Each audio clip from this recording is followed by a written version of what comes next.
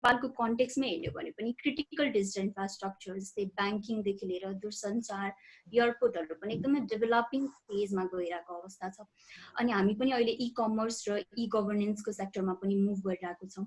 यसरी हेर्यो भने विकास र एक्सेस जति बढ्दैछ त्योसँग रिलेटेड थ्रेट्स पनि त्यही क्रममा बढ्दै देखिन्छ। जस्तै हामीले धेरै न्युजमा पनि सुनायो फिसिङ, म्यालवेयर, डेटा ब्रिचहरू जस्ता, एटिएम ज्याकपटिङहरू जस्ता साइबर रिलेटेड थ्रेट्स र अट्याकहरू हाम्रो नेपाल टार्गेट हुन पुगेको छ। अब यो अवस्थामा चाहिँ नेपालको साइबर सुरक्षा प्रणाली कतिको सेक्योर छ भन्ने क्वेसन उठ्छ। यो सम्बन्धमा अब म विषयवस्तुमा प्रवेश गर्न पुगेँ। चिरञ्जीवी सर, सुरुमा म हजुरलाई जोड्न चाहन्छु। सर, हजुर साइबर सुरक्षाको क्षेत्रमा अब निरन्तर कार्यरत हुनुहुन्छ। अब नेपालको कन्टेक्स्टमा चाहिँ साइबर सुरक्षालाई हामी कसरी बुझ्न सक्छौँ र मुख्यतः देखा परेका थ्रेट्सहरू के छन् साइबर सुरक्षामा नेपालको कन्टेक्स्टमा? अनि थोरै यो हजुर एनपिसिआरटीसँग आबद्ध हुनुभएको हुनाले चाहिँ एनपिसिआरटीले यस सम्बन्धमा कस्तो इनिसिएटिभ्सहरू लिइरहेको छ, छोटकरीमा भनिदिनुहोस् न सर।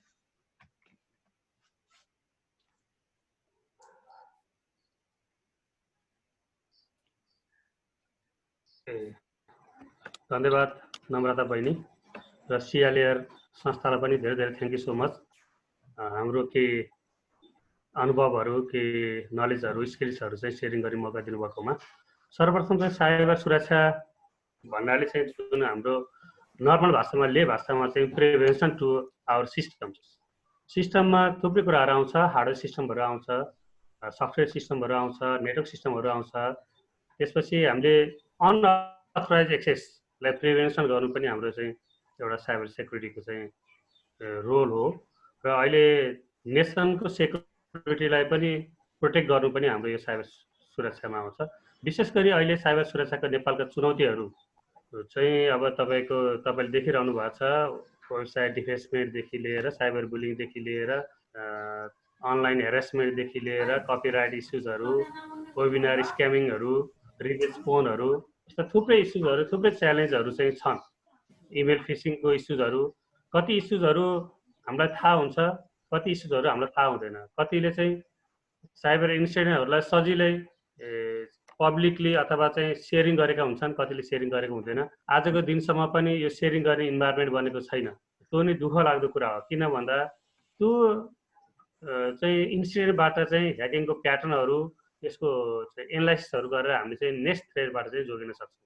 जसरी हामी कसैको घरमा चाहिँ कसैको चाहिँ छोरी अथवा छोरा चाहिँ खराब बाटोमा लाग्यो भने चाहिँ कसैलाई पनि भन्दैनौँ, भन्यो भने चाहिँ आफ्नो इज्जत घटेको भनी ठान्छौँ। त्यसै गरी नेपालको कन्टेक्स्टमा पनि विभिन्न government agency, non government agency, corporate हाउसहरू, स्कुल कलेज कसैले पनि ह्याक भएको भनेर चाहिँ लुकाउने र सेयरिङ नगर्ने इन्भाइरोमेन्टहरू चाहिँ नेपालमा छ। तपाईँले अर्को कुरा भन्नुभयो सर्ट भनेको एउटा कम्प्युटर एमएलसी रेस्पोन्स टिम हो। म सामान्य लेमन भाषामा के भन्छु भन्दा जसरी मान्छे फेन्ट भयो, ढल्यो भने एम्बुलेन्स बोलाइन्छ, आगो लागि भयो भने दमकल बोलाइन्छ, त्यसरी नै साइबर इन्सिडेन्ट भयो, साइबर हिट भयो भने चाहिँ कम्प्युटर इमर्जेन्सी रेस्पोन्स टिम भन्नेले चाहिँ त्यो इन्सिडेन्टलाई ह्यान्डलिङ गर्ने काम गर्छ। खास सर्ट त्यो हो। अब सर्टमा विभिन्न प्रकारका सर्टहरू हुन्छ। कम्पनीको प्राइभेट सर्ट हुन्छ, पब्लिक सर्ट हुन्छ, पुलिसको चाहिँ सर्ट हुन्छ, आर्मीको सर्ट हुन्छ, कम्युनिटी सर्ट हुन्छ। विशेष गरी सर्टको चाहिँ मैले बुझेको अनुसार चाहिँ 4वटा पिलरहरू, इन्टरनेसनल प्र्याक्टिस अनुसार 4वटा पिलरहरू पनि छ। तपाईँको एउटा छ चाहिँ एडभाइजरी एनसिबी भन्छ, कमन भल्नरेबिलिटी एक्सपोजर भन्ने हुन्छ। तपाईँको अर्को फरेन्सिक भन्ने हुन्छ, अर्को इन्सिडेन्ट ह्यान्डलिङ भन्ने हुन्छ, अर्को एजुकेटेड एन्ड अवेरनेस भन्ने हुन्छ। अब हामीले एनपी सर्टबाट सर्टको फुल फङ्सनमा काम गरेको छैन, यो तितो सत्य हो। किन भन्दा कतिपय देशहरूमा सर्ट खोलिसकेर 10 वर्षपछि फुल फङ्सनमा गएका पनि छन् र हामीले पनि सर्टको कुनै एउटा पिलर, कुनै एउटा चाहिँ च्याप्टर, एउटा कुनै एउटा पोइन्टलाई मात्र बढी फोकस भएर काम गरेका छौँ। किन भन्दा अहिलेसम्म हामीसँग क्यापेबिलिटी डेभलप गर्नलाई, एचआर डेभलप गर्नलाई, हामीसँग चाहिँ इन्फ्रास्ट्रक्चर रेडी गर्नलाई, हामीसँग अफिस सेटअप गर्नलाई अझै पनि टाइम लाग्छ। किन भन्दा हामी सबैजना डेडिकेट आफ्नो ठाउँमा चाहिँ जाहिर खान्छौँ र हामीले बचेको टाइममा चाहिँ गर्ने सोसल वर्क हो। त्यो हिसाबले पनि एनपी सर्टले जुन लेभलमा जसरी गर्नुपर्ने हो त्यो लेभलमा गर्न सकेको छैन। तथापि एनपी सर्टले नेपालमा 2016 एडीमा सुरु भइसकेपछि विशेष गरी साइबर सेक्युरिटीको अवेरनेस लेभलमा चाहिँ म्यासिभ कामहरू गरेको छ। यो मैले होइन, यो चाहिँ पब्लिकबाट नै आएको छ र धेरै जसो थेसिसहरूमा पनि यो हाम्रो अवेरनेसको चाहिँ साइटेसनहरू पनि आएको छ, खुसी लाग्छ, गर्व लाग्छ। र more than 200 cyber security awareness प्रोग्रामहरू हामीले गरिसक्यौँ र त्यसपछि हामीले अलिकति यसलाई प्याटर्न चेन्ज गऱ्यौँ। प्याटर्न चेन्ज गरेर हामीले 2018मा चाहिँ ग्लोबल साइबर सेक्युरिटी समिट भनेर गऱ्यौँ। नेपालमा पहिलो पटक नै साइबर सुरक्षा सम्बन्धी शिखर सम्मेलन गऱ्यौँ। त्यसमा चाहिँ कम्तीमा 6 देखि 7 वटा देशहरूका विज्ञहरू आउनुभएको थियो, नेपालका विज्ञहरू पनि हुनुहुन्थ्यो। उहाँहरूसहित कसरी हामी चाहिँ यो साइबर सेक्युरिटी, साइबर थ्रेट विरुद्ध कसरी लाग्न सक्छौँ, त्यसको लागि चाहिँ साइबर अलायन्स हुनु जरुरी छ। जसरी कोही एकजना मान्छे बाटोमा ढल्यो भने 3-4 जना मिलेर उठायो भने उ सजिलै चाहिँ छिटो उ चाहिँ नर्मल स्टेटमा उठ्न सक्छ। त्यसरी नै कुनै एउटा चाहिँ इन्सिडेन्ट भयो भने त्यसलाई नर्मल स्टेटमा ल्याउनलाई अथवा त्यसलाई रिकभरी स्टेटमा ल्याउनलाई चाहिँ के गर्नुपर्छ भनेर हामीले मल्टी स्टेक होल्डर डायलग गऱ्यौँ। त्यसपछि हामीले एउटा चाहिँ नेपालमा क्लाउड सेक्युरिटी डेटा सेन्टरको चाहिँ इस्युजहरूलाई देखेर डेटा सेन्टर समिट 2019मा गऱ्यौँ। त्यसपछि हामी अलिकति काठमाडौँ सेन्ट्रिक भयौँ कि भन्ने आफूलाई फिल भयो, किन भन्दा हामीहरू धेरै जसो पनि भ्याली बाहिरबाट आएका साथीहरू छौँ। त्यसपछि हामीले नेपालगञ्जमा चाहिँ साइबर सेक्युरिटी हेल्प डेस्क भनेर सुरु गऱ्यौँ। त्यो साइबर सेक्युरिटी हेल्प डेस्कमा चाहिँ जति पनि साइबर भिक्टिम भएका हुन्छन् त्यो भिक्टिमवालाहरूले चाहिँ पब्लिकली भन्न गाह्रो हुन्छ। इन्डिभिजुअल 1 to 1 चाहिँ हाम्रो चाहिँ एउटा क्यान इन्फेक्टेड लागेको थियो, त्यो बेलामा आएर 1 to 1 चाहिँ उहाँहरूलाई हामीले चाहिँ कसरी चाहिँ मिनिमाइज गर्न सकिन्छ, कसरी चाहिँ साइबर थ्रेट विरुद्ध लड्न सकिन्छ, कसरी साइबर क्राइमबाट बच्न सकिन्छ, साइबर क्राइममा फँस्यो भने के गर्ने, कुन इमेल आइडीमा सेयर गर्ने, के छ नेपालको प्रोसिजरहरू, त्यसको बारेमा चाहिँ अवेर गरायौँ। अनि त्यसपछि हामीले नेपालमा चाहिँ कस्तो फिल भयो भन्दाखेरि एउटा मल्टिनेसनल कम्पनीले चाहिँ नेपाल चाहिँ भाइरस इन्फेक्सन रेटमा चाहिँ टप 4मा पर्छ भनेर जुन सार्वजनिक गर्यो, त्यो कम्पनीको आफ्नै पर्सपेक्टिभ होला, आफ्नै डेटा होला, तर हामीलाई चाहिँ चित्त बुझ्यो। एज अ नेपाली चाहिँ नेपाल चाहिँ भाइरस इन्फेक्सन रेटमा वर्ल्डको टप 4मा पर्छ भनेर सुन्दा as a cyber security professional एउटा चाहिँ सिटिजन भएको हिसाबले चाहिँ हामीलाई साह्रै दुःख लाग्यो। अनि कसले भेरिफाई गरिन्छ भन्दा हामीले त्यसरी एउटा परिकल्पना गऱ्यौँ, centre for cyber security research and innovation. पक्कै पनि हामीले रिसर्च र इनोभेसनलाई प्रायोरिटी दियौँ भने हामीसँग प्रोपर डाटा आउँछ, हामीले साइबर थ्रेट विरुद्ध लड्न सक्छौँ भनेर चाहिँ centre for cyber security research and इनोभेसनको चाहिँ इनिसिएटिभ गऱ्यौँ। त्यसमा अहिले हाम्रो आदरणीय नेपालको legend IT personality professor doctor Sumana Sake सरले लिड गर्नुभएको छ। पक्कै पनि उहाँको लिडरसिपमा चाहिँ नेपालले साइबर सेक्युरिटीमा धेरै फड्को मार्छ भन्ने मलाई लाग्छ। त्यो लगायत हामी साइबर सेक्युरिटी मिटअपहरू पनि गऱ्यौँ र डिआइटीसँग मिलेर हामीले साइबर सेक्युरिटी सम्बन्धी इन्टरेक्सन्स, वर्कसप, सेमिनार्स, ब्याङ्किङ सम्बन्धी सेमिनार्स थुप्रै कामहरू गऱ्यौँ। तर थुप्रै गर्दाखेरि पनि हामीले गरेको कामले कतिको आउटकम आछ, कतिको इम्प्याक्ट आछ भन्ने कुराले म्याटर गर्छ। र त्यो इम्प्याक्ट चाहिँ लङ टर्ममा कुनै चिजहरू लङ टर्ममा देखिन्छ, कुनै कुराहरू सर्ट टर्ममा देखिन्छ। अब यति कुराहरू चाहिँ हामीले गरेका छौँ। अब फर्दर केसहरूमा हामीले अलिकति चाहिँ बाबुराम सरले पनि भन्नुभएको थियो, अलिकति तपाईँहरूको नेक्स्ट लेभलमा जानु पर्यो। पक्कै पनि उहाँहरूको एडभाइसहरू अनुसार हामी चाहिँ यसलाई नेक्स्ट लेभलमा लाँदैछौँ। एनपी सरलाई चाहिँ तपाईँहरूले देख्नुहुन्छ। अहिले भर्खर रिसेन्ट इस्युजहरूमा हामीले जहिले पनि चाहे नेपालमा एटिएम ह्याक होस्, चाहे कुनै ब्याङ्कको सिस्टम ह्याक होस्, चाहे चाहिँ national security issues, national border security इस्युजहरू आओस्, हरेक इस्युजमा चाहिँ एउटा चाहिँ मल्टी स्टेक होल्डर डायलग चाहिँ एनपी सरले गरिरहेको छ र यो गर्नेछ भन्ने प्रतिबद्धता पनि जाहेर गर्न चाहन्छु। धन्यवाद। स्वीकृति।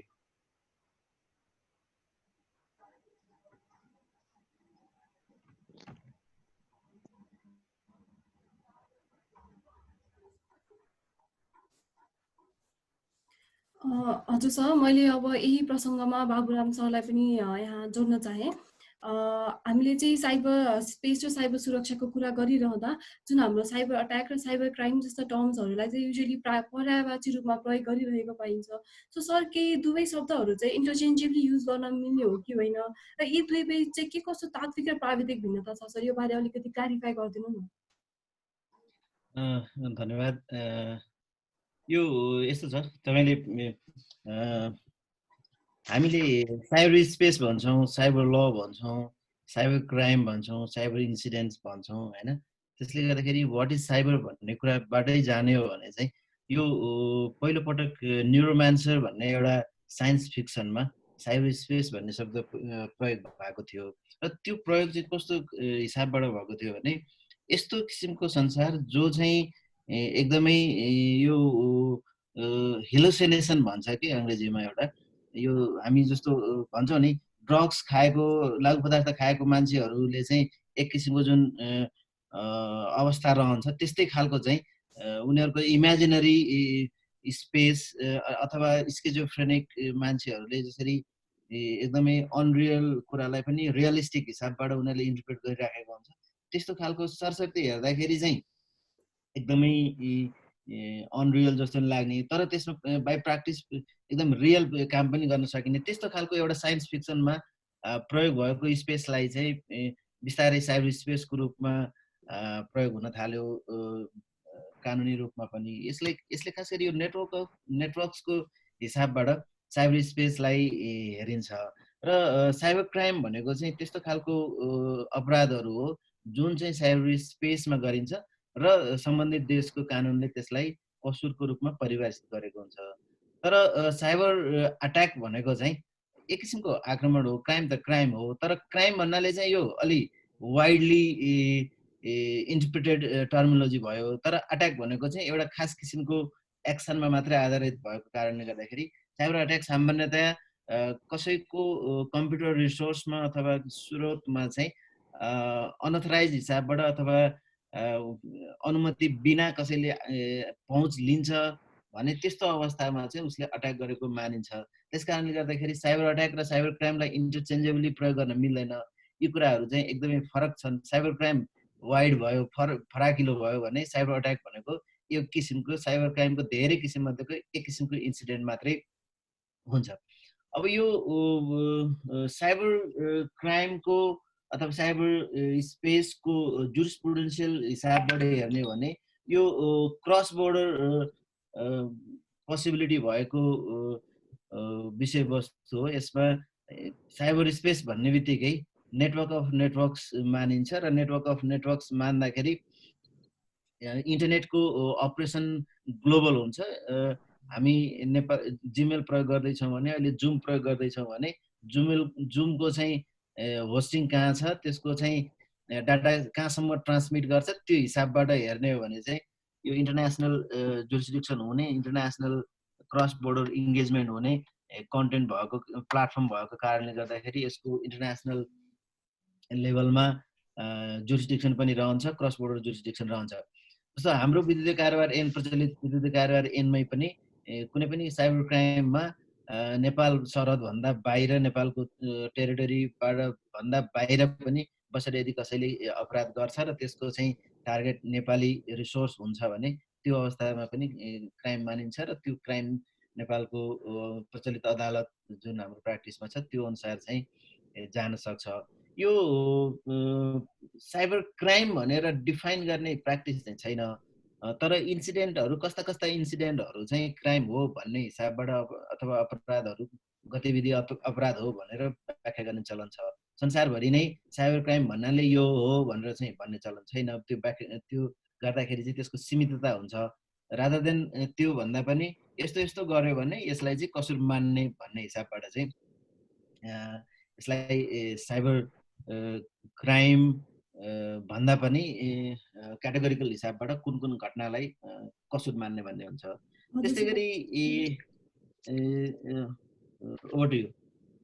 हजुरले भर्खरै भन्नुभयो एउटा इभल्भिङ जुरिस्प्रुडेन्शियल कन्सेप्टको रूपमा देखिरहेछ भनेर साइबर सिक्युरिटी र यससँग रिलेटेड अट्याक्सहरू र क्राइमहरू सो हामीले यही कुरा गर्दाखेरि चाहिँ जस्तै हामीले इन्टरनेसनल एरियामा हेऱ्यौँ भने सिङ्गापुर थाइल्यान्ड जस्ता कन्ट्रीहरूमा चाहिँ साइबर सुरक्षा ऐन भनेर चाहिँ एउटा कन्क्रिट ऐनै बनेर चाहिँ आएको छ जसले चाहिँ साइबर क्राइम सम्बन्धी सबै हेर्छ तर हाम्रो नेपालमा चाहिँ एउटा त्यस्तो ऐन छैन सो के हाम्रो नेपालमा त्यस्तो ऐनको आवश्यकता छैन सर यस्तो छ लेजिस्लेटिभ प्र्याक्टिसको हिसाबबाट हेर्नुपर्छ हैन हामी हाम्रो लेजिस्लेटिभ अथवा विधायकी अभ्यास के छ मा भर पर्छ जस्तो अमेरिकामा हेर्नुभयो भने अथवा युरोपमा हेर्नुभयो भने चाहिँ साइबर क्राइमसँग सम्बन्धित अथवा डिजिटल इकोनोमीसँग सम्बन्धित लेजिस्लेसन हेर्नुभयो भने झन्डै अमेरिकाको कुरा गर्नुहुन्छ भने झन्डै 25-30 वटा भन्दा बढी 24-25 वटा त मैले नै रिभ्यू गरेको छु हैन त्योभन्दा बढी चाहिँ लेजिस्लेसनहरू छन् हैन त्यसकारणले गर्दाखेरि तर हामी इन्डिया हेर्नुभयो भने चाहिँ हामी अम्ब्रेला एक्टको एप्रोचमा छौँ अम्ब्रेला एक्टको एप्रोच भनेको छाता ऐनको एप्रोच भनेको के भने सम्बन्धित धेरै विषयवस्तुहरू चाहिँ एउटा सिंगल एन्डमा नै लिएर आएर चाहिँ त्यसलाई एड्रेस गर्ने भन्ने खालको एप्रोच मानिन्छ। त्यस कारणले गर्दाखेरि नेपालमा पनि यो विद्युतीय कारोबार ऐनलाई प्रतिस्थापित गर्ने हिसाबबाट जुन ऐन बनिराखेको छ, बिल जुन विधेयक छ, यो विधेयक बन्ने प्रक्रियामा पनि हामीले धेरै छलफल गरेका थियौँ। हामी कुन मोडलमा जाने, व्यक्तिगत रूपमा मलाई भन्नुहुन्छ भने त मल्टिपल लेजिस्लेसनमा जानुपर्ने हुन्छ। तर होल स्टेक होल्डरहरूको चाहिँ एउटा कन्सेन्सस के भयो भने अहिले हामी एउटा छाता ऐन बनाएर गयो भने यसको लेजिस्लेटिभ प्रोसेसमा अलिक सहज हुने भएको कारणले गर्दाखेरि मन्त्रालयले पनि एउटा ऐनको रूपमा गयो। त्यो ऐन हेर्नुहुन्छ भने, त्यो विधेयक हेर्नुहुन्छ भने त्यसमा डिजिटल सिग्नेचरको कुरा पनि छ, त्यसमा डोमेन नेम सिस्टमको कुरा पनि छ, त्यसमा चाहिँ अहिले कुरा गरेको जस्तो सर्टको पनि कुरा छ, क्रिटिकल इन्फ्रास्ट्रक्चरलाई डिफाइन गरिएको छ, त्यसै गरी साइबर क्राइमको कुराहरू गरिएको छ, त्यसै गरी डिजिटल सिग्नेचर, इलेक्ट्रोनिक सिग्नेचर, त्यसपछि ई गभर्नेन्सको मोडलहरूको बारेमा कुरा गरिएको छ, अनि त्यसपछि सफ्टवेयरहरूको चाहिँ सिस्टमको चाहिँ अडिटको कुरा, सेक्युरिटी अडिटको कुराहरूदेखि लिएर धेरै कुराहरू गरिएको छ।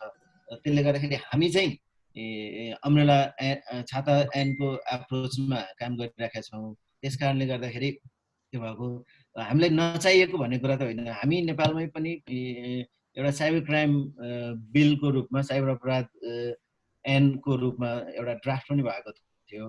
यो एनटिएले, नेपाल दूरसञ्चार प्राधिकरणले चाहिँ यसलाई अगाडि पनि बढाएको थियो। पछि त्यसकै कन्टेन्टहरूलाई पनि मर्ज गरेर हजुर, म हजुरसँग एकैछिनमा जोडिन्छु। यहाँ चाहिँ म चिरञ्जीवी सरलाई थोरै जोड्न चाहे। सर, अब यो साइबर अट्याकको कुरा हुँदै गर्दाखेरि यो रिसेन्टली यो नेपाल भारत बोर्डर डिस्प्युट पछि चाहिँ नेप्लिज ह्याकर्स र इन्डियन ह्याकर्स बीच, भनौँ ह्याक्टिभिस्टहरू बीच चाहिँ एउटा साइबर टसल भएको भन्ने न्युज सुन्नमा आयो। सो यो रिपिटेड ह्याकिङवाला इन्सिडेन्ट्स दुईटा कन्ट्रीको बीच हेर्दाखेरि चाहिँ लाइक के हामी साइबर वारफेयरतिर उन्मुख भइरहेका हो कि भन्ने यस्तो भान पनि भइरहेको छ। यो सम्बन्धमा चाहिँ किन यस्तो इन्सिडेन्ट्सहरू भइरहेको छ, ट्रान्सबाउन्ड्री साइबर अट्याकहरू, र नेपालको जुन साइबर सुरक्षा प्रणाली छ यस्तो किसिमको इन्सिडेन्ट्सहरू रोक्न वा प्रिभेन्ट गर्न चाहिँ त्यसमा सक्षम छ कि छैन? सर, के गर्न आवश्यक लाग्छ हजुरलाई?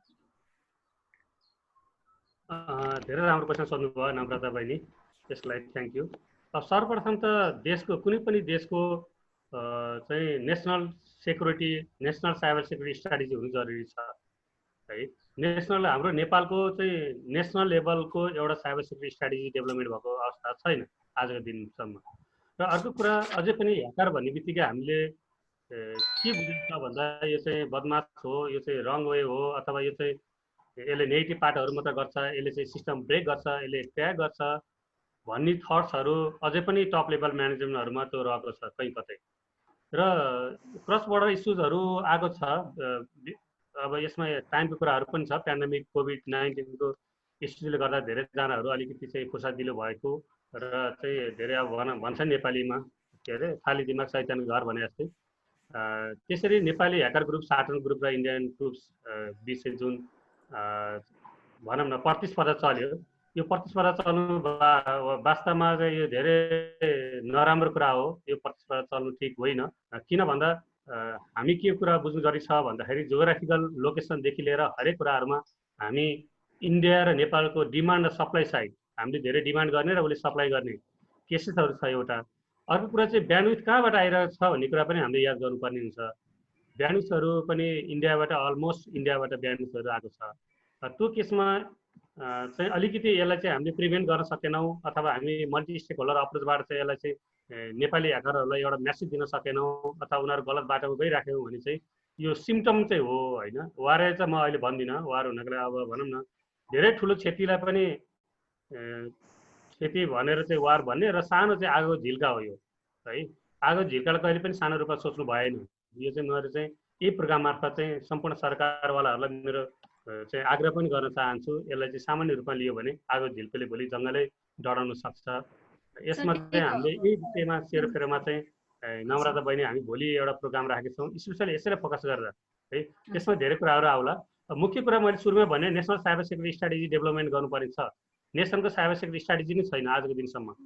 र मल्टी स्टेक होल्डर अप्रोच चाहिँ आजको दिनसम्म भएको पनि पाइँदैन। किन भन्दाखेरि एकले अर्कालाई ओनरसिप फिल नगर्ने, एकले अर्कालाई चाहिँ रेस्पेक्ट नगर्ने, र अब हामी इथिकल ह्याकरहरूको चाहिँ नलेजलाई अब हामी क्यापिटलाइज गर्न सकेनौँ भने चाहिँ हामी पछाडि पर्छौँ। तिनै भनौँ न कोही कोही भाइ बहिनीहरूले सोध्नुभएको थियो ब्ल्याक ह्याट ह्याकरलाई पनि हामीले क्यापिटलाइज गर्न सक्छौँ नेसनल सेक्युरिटी नेसनल डिफेन्सको विरुद्ध भन्ने कुरा गर्नुभएको थियो। सक्छौँ, तर त्यसलाई चाहिँ चेन्ज विथ निड परिवर्तन गर्न आवश्यक छ। तर त्यसको लागि स्ट्राटेजी बनाउनु पर्यो, कसले गर्ने, कसले कम्युनिकेसन गर्ने, कसरी ल्याउने, त्यसमा थुप्रै कुराहरू आउँछ होइन। कति कुराहरू प्रोसिजरको कुराहरू आउँछ, कति कुराहरू त्यो चाहिँ लिगल इस्युजहरू कुरा आउँछ, कसले गर्ने भन्ने कुराहरू पनि त्यस्तो डेडिकेट रूपमा भएको चाहिँ पाइँदैन। त्यो साइबर वारको केही सिम्पटमहरू मैले चाहिँ त्यो सिम्पटम भन्छु त्यसलाई होइन। अब यसलाई चाहिँ आगो झिल्का हो, यसलाई यदि चाहिँ सामान्य रूपमा लियो, यसलाई राम्रोसँग रेस्पोन्स गरेन भने यसले चाहिँ ठुलो क्षति पुऱ्याउँछ। र आजको दिनसम्म पनि मलाई लाग्दैन कि कोही सिरियस भएको छ। किन भन्दा तपाईँ पहिला एनएससी एसिया ब्याङ्कको पहिला ब्याङ्कहरूको इन्सिडेन्ट हेर्नुहोस्, कुनै आइसिबीको इन्सिडेन्ट हेर्नुहोस्, कुनै चाहिँ फुड डेलिभरी सर्भिसको इन्सिडेन्ट हेर्नुहोस्, इन्सिडेन्ट भएको 1 हप्तासम्म मात्र त्यसको चाहिँ रेस्पोन्स हुन्छ। पहिला ब्याङ्क चाहिँ साइबर हिस्ट हुँदा ह्याक हुँदाखेरि राष्ट्र ब्याङ्कले चाहिँ सेक्युरिटी अफिस सेन्टर सञ्चालनमा ल्याउनुपर्छ भन्यो, तर भनेर भएन नि। यो त निर्देशन दिएर हुने कुरा होइन, क्यापेबिलिटी डेभलपमेन्ट गर्ने कुरा हो, फ्रेमवर्क डेभलपमेन्ट गर्नुपर्ने कुरा हो, रेडिनेसको कुरा हो, इन्फ्रास्ट्रक्चर कुरा हो, धेरै कुराहरू आउँछ होइन। बोलेर भनेर सोल्युसन हुँदैन। तर त्यसको लागि चाहिँ हामी कति क्यापेबल छौँ, त्यसको लागि के रेडिनेस गर्नुपर्ने हो, के पूर्वाधारहरू तयार गर्नुपर्ने हो भन्ने कुरा चाहिँ एउटा चाहिँ भनौँ न national cyber security think tank committee हुनु जरुरी छ। हाम्रो चाहिँ बाबुराम सरहरू जस्तो सिनियर व्यक्तित्वहरू, सोभा सरहरू जस्तो, भीमजो दाइहरू जस्तोले एउटा कन्सल्टिङ बनाएर चाहिँ national cyber security defence framework अथवा साइबर सेक्युरिटी फ्रेमवर्क चाहिँ डेभलप गर्नुपर्ने जरुरी छ। यो सानो चाहिँ तपाईँ हामी मात्र तातेर हुँदैन। सिङ्गो नेपाल सेक्युरिटीको इस्युज भनेको नट ओन्ली स्वीकृति, नट ओन्ली चाहिँ अहिले सिआलएआर, नट ओन्ली बाबुराम दाइ, not only for me, it's the every one responsibility, सबैको रेस्पोन्सिबिलिटी छ। र हामी आफ्नो ठाउँमा कति जिम्मेवार छौँ, हामी आफ्नो ठाउँमा कति जिम्मेवार छौँ भन्ने कुरा पनि सोच्नुपर्छ है। सरकारलाई मात्रै दोष दिने म एकछिनमा जोडिन्छु हजुरसँग चिरञ्जीवी सर। बाबुराम सरले केही भन्न खोज्नु भयो जस्तो लाग्यो मलाई यो विषयमा। सरलाई भन्नुभन्दा अगाडि म यसैमा एउटा क्वेसन जोड्दै चाहिँ सरलाई भन्न लगाउँछु। सर, यो सरले जस्तै चिरञ्जीवी सरले भन्नुभयो अहिले यो एउटा सिम्पटम्सको रूपमा देखा परे पनि भोलिका दिनमा चाहिँ यसले एउटा स्टेट स्याङ्सन साइबर अट्याकको रूप नलिएला भन्न त सकिँदैन। जस्तै इन्टरनेसनल लेभलमा अहिले करेन्टली त्यस्तो साइबर सेक्युरिटीलाई नै गभर्न गर्ने वा त्यो लायबिलिटी रिजिम स्टाब्लिस नभइसकेको अवस्थामा चाहिँ कसरी यो लायबिलिटी रिजिम डेभलप हुँदैछ होइन, त्यसमा त्यो बारेमा चाहिँ बताइदिनुहोस् न सर। सरको अनम्युट गर्नु पर्यो विपना, बाबुराम सरको अनम्युट गर।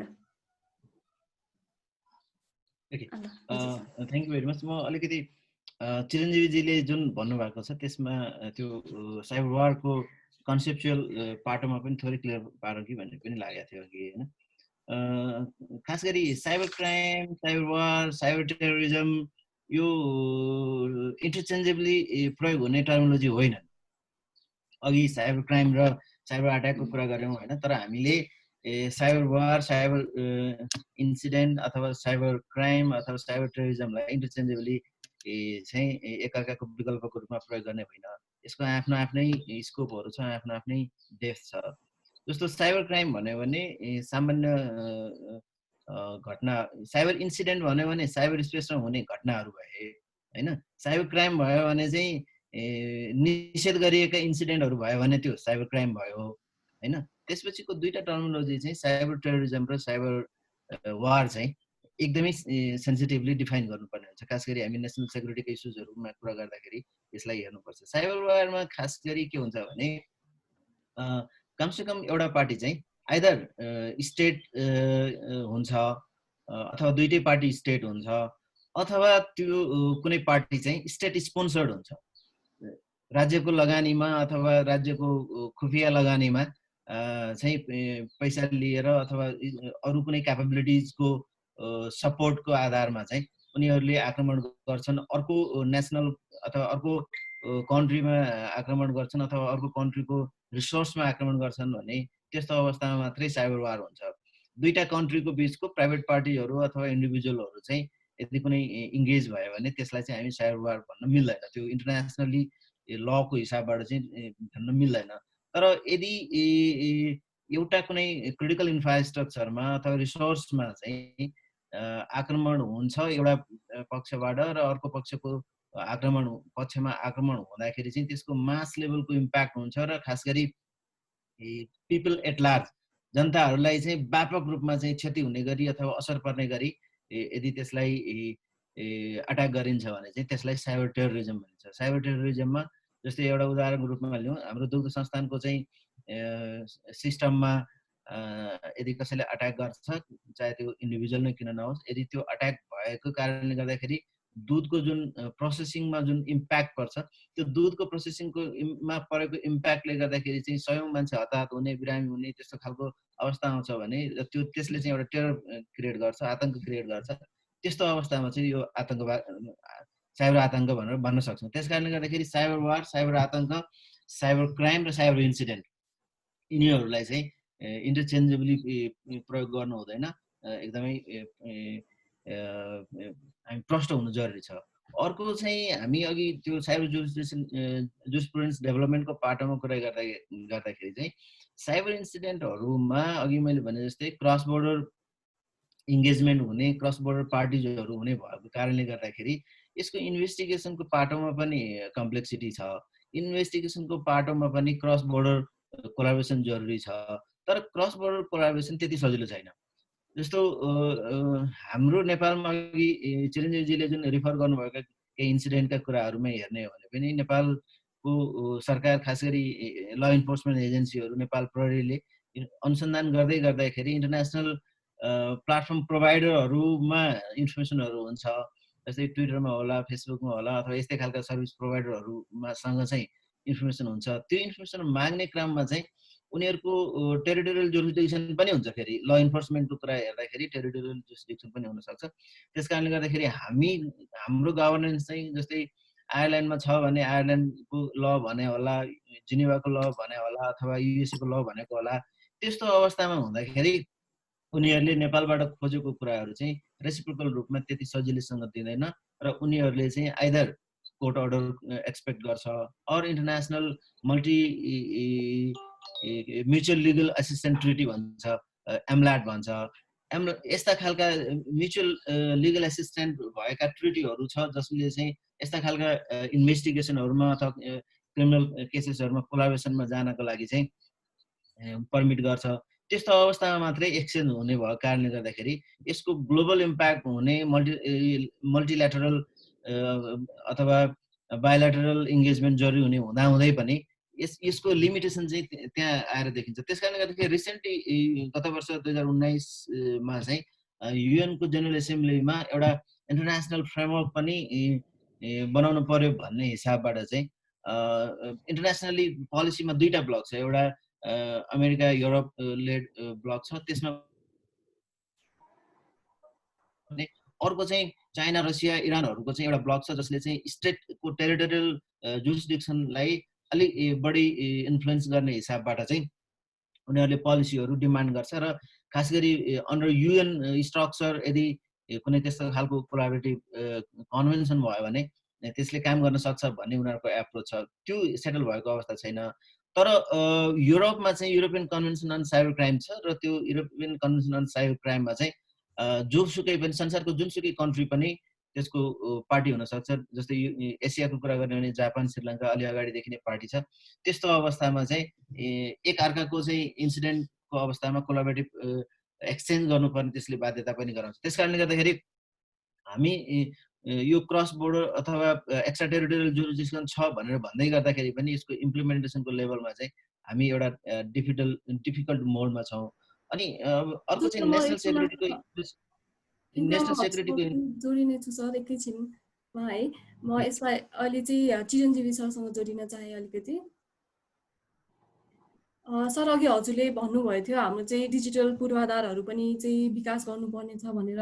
सो यही डिजिटल इन्फ्रास्ट्रक्चरहरूमध्ये चाहिँ हाम्रो ब्याङ्किङ सेक्टर पनि एउटा त्यही डिजिटल इन्फ्रास्ट्रक्चरभित्रै पर्ने हुँदा रिसेन्टली जुन हाम्रो नेपालमा घटनाहरू भएका छन्, जस्तै अस्ति भर्खर मात्रै 5 चिनिया नागरिकहरू नेपालमा आएर विभिन्न एटिएम ज्याकपटिङ, डेबिट कार्ड क्लोनिङ गरेर चाहिँ लाखौँ बराबरको नगदहरू चोरी भएको घटना चाहिँ हामी थाहा पाएकै छौँ। सो यो ब्याङ्किङ सेक्टरमा भएको पहिलो घटना पनि होइन। सो हाम्रो चाहिँ ब्याङ्किङ सेक्टर अथवा ब्याङ्किङ सिस्टमले युज गर्ने जुन हाम्रो साइबर प्रणाली छ त्यसमा चाहिँ के कस्तो चुक भएर यो घटनाहरू चाहिँ दोहोरिरहेका छन् सर? धन्यवाद सुकृति बहिनी। ब्याङ्किङ सेक्टर फाइनेन्सियल सेक्टर सबैभन्दा बढी क्रिटिकल छ र सबभन्दा बढी अट्याक हुने पनि फाइनेन्सियल सेक्टर नै हो र नेपालमा फाइनेन्सियल सेक्टरहरूमा थुप्रै अट्याकहरू भएको छ। कति अट्याकहरू, कति इन्सिडेन्टहरू चाहिँ बाहिर आएका छन्, कति इन्सिडेन्टहरू चाहिँ इभन त्यही डिपार्टमेन्टको चाहिँ सबअर्डिनेटलाई पनि थाहा नभएको अवस्थाहरू छ। अब यसमा कस्तो छ भन्दा फेरि त्यसो भनिरहँदाखेरि नेपालमा सबैभन्दा बढी रेडिनेस भएको सेक्टर भनेको कमर्सियल ब्याङ्कहरू हो। म कमर्सियल ब्याङ्क मात्र भने, किन भन्दा राष्ट्र ब्याङ्कले एउटा गाइडलाइन निकाले 2012 मा आइटी गाइडलाइन, त्यसमा चाहिँ आइटी अडिट गर्नुपर्छ भनेर चाहिँ राखेको छ। त्यो हिसाबले पनि हरेक कमर्सियल ब्याङ्कले चाहिँ आइटी अडिट हरेक वर्ष गर्छन्। तर त्यसमा के छ भन्दाखेरि जति पनि नेपाली भेन्डरहरू, इन्टरनेसनल भेन्डरहरू छ, आइटी अडिटलाई प्रपोजलहरू, टेन्डरहरू हाल्छन्, त्यहाँ सिलेक्सन हुने माध्यमहरू चिपेस्ट द बेस्ट है। आज तपाईँले 4 लाख रुपियाँ चाहिँ कम गर्दा भोलि 40 लाखको चाहिँ जोखिम बढ्न सक्छ। यो कुरालाई सिरियस रूपमा लिएको अवस्था छैन। र अर्को कुरा, आइटी अडिटबाट हामीले पत्ता लगाउने भनेको म तपाईँलाई लेम्यान हिसाबमा बताउँछु। जस्तै मैले होल बडी चेकअप गर्नु पर्यो, अथवा होइन मैले नाक कान घाँटी मात्र चेकअप गर्नु पर्यो भनेपछि त्यसको आइटी अडिट पनि एउटा पार्ट हुन्छ। र होल बडी चेकअप गर्दाखेरि चाहिँ के रोगहरू लाग्छ, के छ भने फाइन्डिङ हुन्छ। त्यो फाइन्डिङ भइसकेपछि ल मलाई सपोज कुनै रोग लागेको छ भने, तर म चुप लाएर बसेँ, डक्टरले रिकमेन्ड पनि गरेको, प्रेस्क्रिप्सन पनि लेखेको छ, तर म त्यसको लागि चाहिँ रेडनेस भएन, त्यसको लागि चाहिँ मैले चाहिँ प्रिभेन्सन अथवा नेक्स्ट स्टेप चालिनँ भने त्यो आइटी अडिट गरेको चाहिँ अर्थ हुँदैन। नेपालको केसहरूमा पनि आइटी अडिट इफेक्टिभनेस छ कि छैन अडिटको भनेर नेपाल राष्ट्र ब्याङ्क लगायत अरू कुनै पनि निकायले आजसम्म त्यसलाई चाहिँ क्रस भेरिफाई गरेको अवस्था छैन। अर्को कुरा, कुनै पनि डिभाइसहरू किन्दा, जस्तै तपाईँले एटिएम ज्याक पोइन्टिङको जुन ह्याकिङहरू कुरा निकाल्नु भयो, इन्टरनेसनली नियम अनुसार कुनै पनि डिभाइसको चाहिँ लाइफ टाइम 3 इयर्स हुन्छ। तर हाम्रो नेपालको हाम्रो माइन्डसेट, हाम्रो चाहिँ कल्चर, हाम्रो चाहिँ भनौँ न इकोनोमिक स्टाटसले गर्दा के हुन्छ, जबसम्म त्यो चाहिँ डिभाइस बिग्रिँदैन र काम लाग्दैन तबसम्म हामी चलाउँछौँ है। मुख्य कुरा एउटा, म सबै कुरा त भन्दिनँ, एउटा कुरा चाहिँ के भन्दा जति पनि त्यो डिभाइसहरू युज गरिएको थियो 3 इयर्स लाइफ टाइम हो, तर त्यो चाहिँ 7 इयर्स 8 इयर्ससम्म चलाइरहेछौँ हामी है। भनेको मतलब त्यसलाई जति बेलासम्म त्यो डाउन हुँदैन, जति बेलासम्म सटडाउन हुँदैन तबसम्म हामी त्यो डिभाइसहरू चलाउँछौँ। त्यसको पर्फर्मेन्स डिक्रिज भएको, त्यसको मोनिटरिङ होइन, डिभाइसको लाइफ टाइम, डिभाइसले कुन लेभलसँग काम गरेछ भन्ने कुरा चाहिँ हामी चेक गर्दैनौँ। अब त्यस्ता धेरै कुराहरू छ। तर एउटा कुरा चाहिँ के भएको छ भन्दाखेरि रिसेन्टली साइबर सेक्युरिटी इन्सिडेन्टले गर्दा कमर्सियल ब्याङ्कहरूमा चाहिँ एटलिस्ट सेक्युरिटी डिपार्टमेन्ट चाहिँ अलमोस्ट 80% कमर्सियल ब्याङ्कहरूमा चाहिँ राखिएको छ। अरू ब्याङ्कहरूले पनि गर्दैछन्। अब यसमा पनि कस्तो छ भन्दाखेरि सेक्युरिटीमा म थोरै 2टा पोइन्ट जोडेँ। सेक्युरिटीमा जबसम्म टप लेभल म्यानेजमेन्टले चाहिँ फिल गर्दैन, कमिटमेन्ट गर्दैन, त्यो साइबर सेक्युरिटीलाई इन्डोर्स गर्दैन, पोलिसीलाई इन्डोर्स गर्दैनसम्म तबसम्म केही पनि हुँदैन। तर के छ, सिओ र बोर्ड अफ डाइरेक्टरको थट्स भन्दा एज माई एक्सपिरियन्स, यो सेक्युरिटीको चाहिँ इन्सिडेन्ट ह्यान्डलिङ गर्यो भनेको त सेक्युरिटी डिपार्टमेन्टले हो, यो त आइटी डिपार्टमेन्टले हो, हामीले होइन भन्ने खालको चाहिँ माइन्डसेट छ है। अब एउटा चाहिँ प्रोग्रेसिभ माइन्डसेट छ होइन, एउटा चाहिँ अब पुरानो ओल्ड माइन्डसेट छ। अब त्यसको बिच चाहिँ अब चाहिँ आइटी डिपार्टमेन्टले अथवा चाहिँ टप लेभल म्यानेजमेन्टले कस्तो इनिसिएसन लिन्छ, कस्तो रेडनेस लिन्छ भन्ने कुराले चाहिँ अबको चाहिँ फाइनेन्सियल सेक्टर चाहिँ कुन लेभलमा रिस्क छ भन्ने कुराले चाहिँ, अथवा कति सेक्युर छ भन्ने कुराले चाहिँ मेजर गर्छ जस्तो लाग्छ। सर अब यसमा नेसनल पेमेन्ट गेटवे सिस्टमको बारेमा पनि कुराहरू चाहिरहेको हुन्छ, ब्याङ्किङ सिस्टमहरू युज गर्ने, यो बारे पनि केही भनिदिनु न। अब नेसनल पेमेन्ट गेटवे, पेमेन्टको गेटवेमा एउटा हुन्छ PCI-DSS भन्ने हुन्छ, payment card industry data security services भन्ने एउटा चाहिँ जुन हरेक पेमेन्ट गेटवेले गर्नुपर्ने छ, तर आजको दिनसम्म भएको छैन है। PCI कम्प्लायन्स भन्ने चाहिँ एउटा 2टा पेमेन्ट गेटवे अथवा चाहिँ वालेटहरूले बाहेक अरू कुनैले पनि गरेको छैन। आज हेर्नुहोस् कति रिस्क छ, तपाईँको एयरपोर्टमा तपाईँको चाहिँ कार्डबाट पेड हुन्छ, तपाईँको होटेलमा हुन्छ, हरेक ठाउँमा पेड हुन्छ। तर त्यसमा यति धेरै सेक्युरिटी मेजर्सहरू चाहिँ कुनै पनि सेक्युरिटी प्रिभेन्सन मेजर्सहरू अप्नाएको छैन।